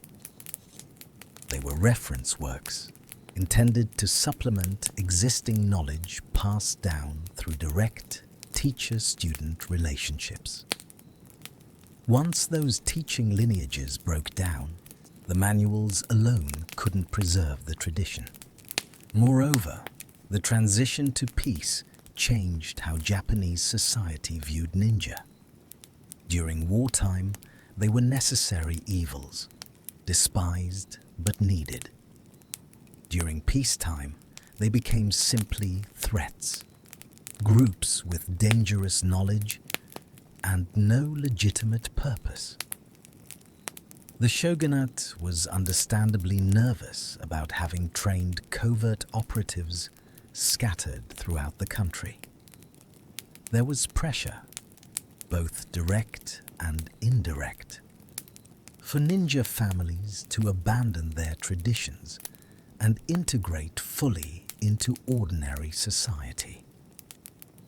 By the mid-17th century, roughly 150 years after the end of the Sengoku period, active ninja practice had largely ceased. The last generation who had actually undertaken covert missions during real warfare had died. Their children and grandchildren maintained some training, but it was increasingly ceremonial, the preservation of tradition rather than preparation for actual work. The great-grandchildren of the last wartime ninja often knew only stories and fragments, family legends about ancestors who had done mysterious work that could never be fully explained. The ninja persisted in Japanese culture, but primarily as figures in entertainment and folklore. Kabuki theater, woodblock prints, and popular stories began featuring ninja characters, usually portrayed with dramatic license. These cultural representations emphasized the exotic and mysterious aspects, while ignoring or romanticizing the brutal realities. The iconic image of ninja wearing all black, for instance, may have originated from stage conventions in Kabuki theater, where stagehands dressed in black to signal to audiences that they should be considered invisible. When this theatrical convention was applied to ninja characters, it created a visual signature that had little to do with historical reality, but became indelibly associated with the concept. By the Meiji Restoration in 1868, when Japan rapidly modernized and westernized, ninja were already largely mythical figures. The modern Japanese word ninja itself didn't come into common use until the 20th century. For most of their history, these operatives were called shinobi, and even that term was used with regional variations and specialized meanings. The standardization of ninja as the primary term is actually a fairly recent development, influenced partly by how the term was adopted in English language media. The 20th century saw a revival of interest in ninja, but it was increasingly disconnected from historical reality. Martial arts schools claiming to teach authentic ninjutsu emerged, some with legitimate connections to historical traditions, and others with dubious or completely fabricated lineages. Popular media, particularly James Bond movies in the 1960s and American ninja films in the 1980s, created a global fascination with ninja that had almost nothing to do with the historical shinobi. These modern ninja were depicted as superhumans with magical abilities, elite warriors who dominated every situation, heroes or villains, but never the desperate mercenaries struggling to survive. That the historical ninja actually were. Today, Iga and Koka maintain their historical connections to ninja culture primarily through tourism. The Iga Ryu Ninja Museum in Iga City and the Koka Ninja Village in Koka offer visitors chances to learn about ninja history, see demonstrations of techniques, and try their hand at activities like throwing shuriken. These are valuable educational resources, but they represent ninja heritage as museum pieces, artifacts of a vanished way of life. A few individuals claim to be the last true ninja, maintaining unbroken lineages of training passed down through generations. The most prominent is Jinichi Kawakami, who identifies as head of the Banka Shinobi Noden School and serves as honorary director of the Iga Ryu Ninja Museum. Kawakami has stated that he will not name a successor, believing that true ninjutsu has no place in the modern world and that the tradition should be allowed to end with him. His claims of authentic lineage have been debated within martial arts communities, with some scholars and practitioners questioning the historical continuity of his teachings. Regardless of whether one accepts the authenticity of his specific lineage, his position reflects a broader truth about ninja. They were products of a specific historical moment, and that moment has passed irretrievably. The quiet fade of the ninja stands in stark contrast to their dramatic portrayal in popular culture. There were no climactic final battles, no last stands against impossible odds. Instead, there was a gradual recognition that the skills were no longer needed, followed by a slow dissolution as training decreased, knowledge fragmented, and ninja families integrated into ordinary society. The profession didn't die gloriously. It simply became irrelevant and faded away. This ending might seem anticlimactic, but it's actually fitting. Ninja were always meant to be invisible, to avoid climax and drama. Their ideal mission ended with no one knowing they'd been there. In a sense, the profession's quiet disappearance was its final and most successful act of concealment, vanishing so completely that most people today have no idea what ninja actually were. Why you really wouldn't survive. We've journeyed through the reality of ninja life, the brutal training that began in childhood, the starvation diet that kept you light but perpetually hungry, the psychological demands of constant deception, the minimal equipment you'd carry into deadly danger, the grinding poverty punctuated by moments of terror, and the anonymous deaths that claimed most shinobi before middle age. Now we can answer the question directly. Why wouldn't you last a day as a real ninja? First, consider the physical requirements. You, as a modern person, probably can't run more than a few miles without stopping.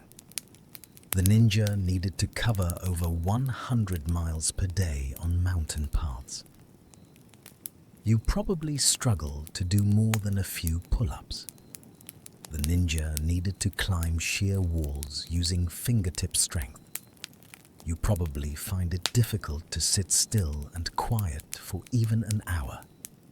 The ninja needed to remain motionless and silent for entire nights, while hiding in cramped spaces, controlling even their breathing to avoid detection. Your body, accustomed to comfort and convenience, would fail the physical demands within hours. Second, the psychological challenges would overwhelm most people almost immediately.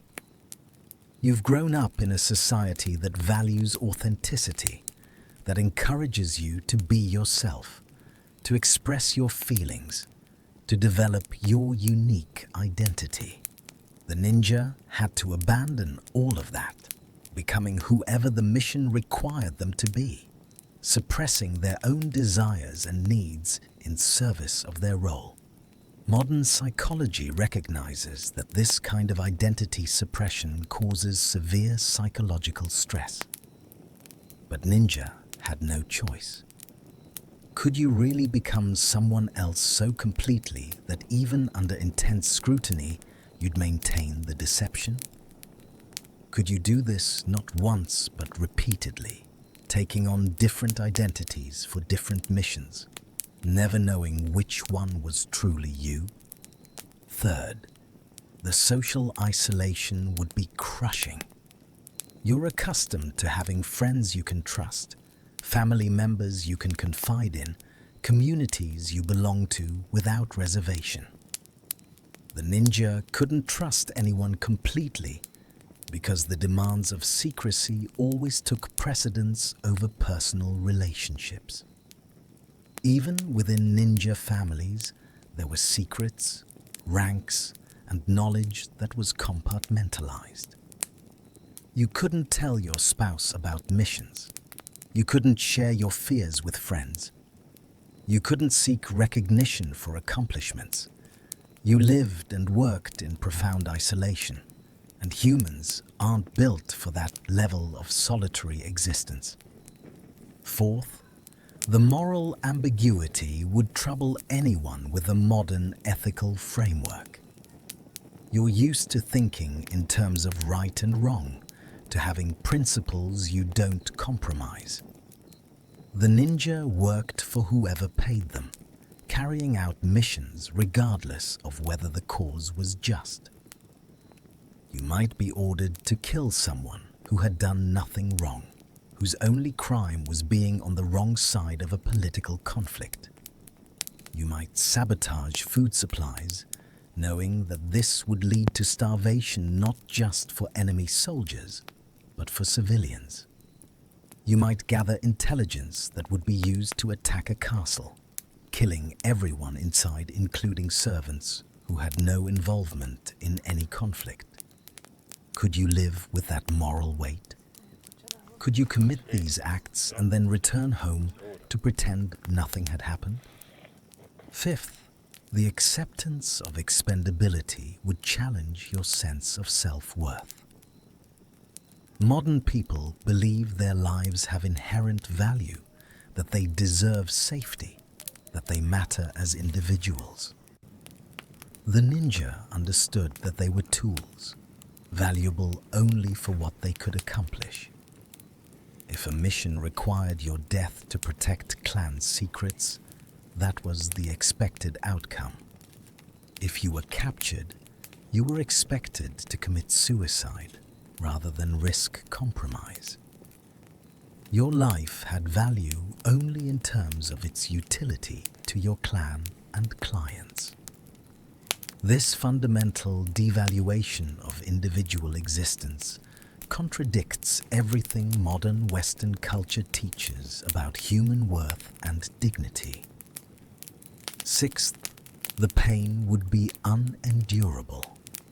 Not just the physical pain of injuries, exhaustion, and chronic deprivation, though that would be bad enough, but also the emotional pain of watching people you care about die, of knowing your children face the same brutal life, of living with memories of violence and death that you can never discuss or process.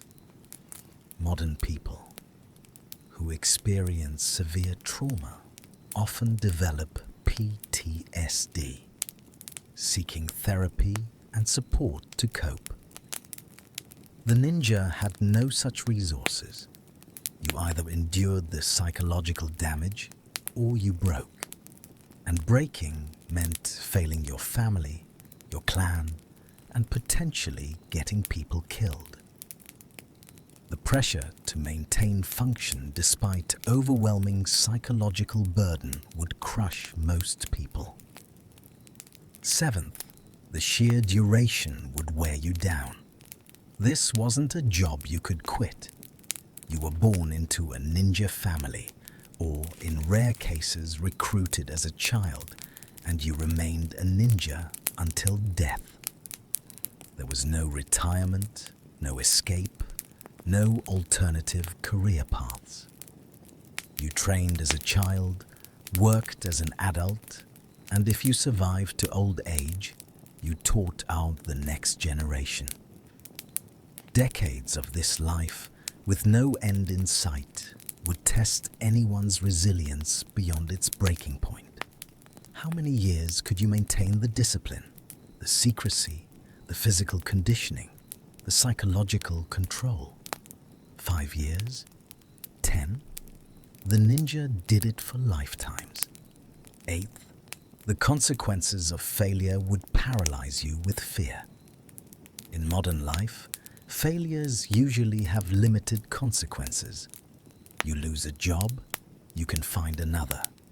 You make a social mistake, you apologize and move on. A ninja's failure could doom their entire family. If you broke under interrogation, everyone you loved would be hunted down. If you botched a mission badly enough, your clan might lose its reputation and its ability to secure contracts, condemning everyone to poverty. If you betrayed secrets, rival clans or your own handlers might assassinate your family as punishment. Living with these stakes, knowing that any mistake could have catastrophic cascading consequences, would be psychologically devastating. 9th, the historical knowledge we now have would itself be destabilizing. You'd know, as the real ninja couldn't, that all of this sacrifice was ultimately futile. The profession would end. The skills would be lost or reduced to museum pieces. The unification of Japan would make ninja obsolete. All the suffering, all the deaths, all the compromises would lead to a historical dead end. At least the real ninja could believe their work had meaning, that they were protecting their families and serving their lords. You'd know that in a few generations, it would all be reduced to tourist attractions and movie misconceptions. Finally, the simple physical vulnerability would terrify you in ways modern life has conditioned you to forget. You're used to police, hospitals, fire departments, emergency services. If something goes wrong, help is available. The ninja had none of that. If you were injured on a mission, you treated yourself with primitive medicine, or you died. If you were attacked, you defended yourself, or you died. If your house caught fire, you fought it with buckets of water, or you lost everything. The safety nets that modern people depend on without thinking about them simply didn't exist.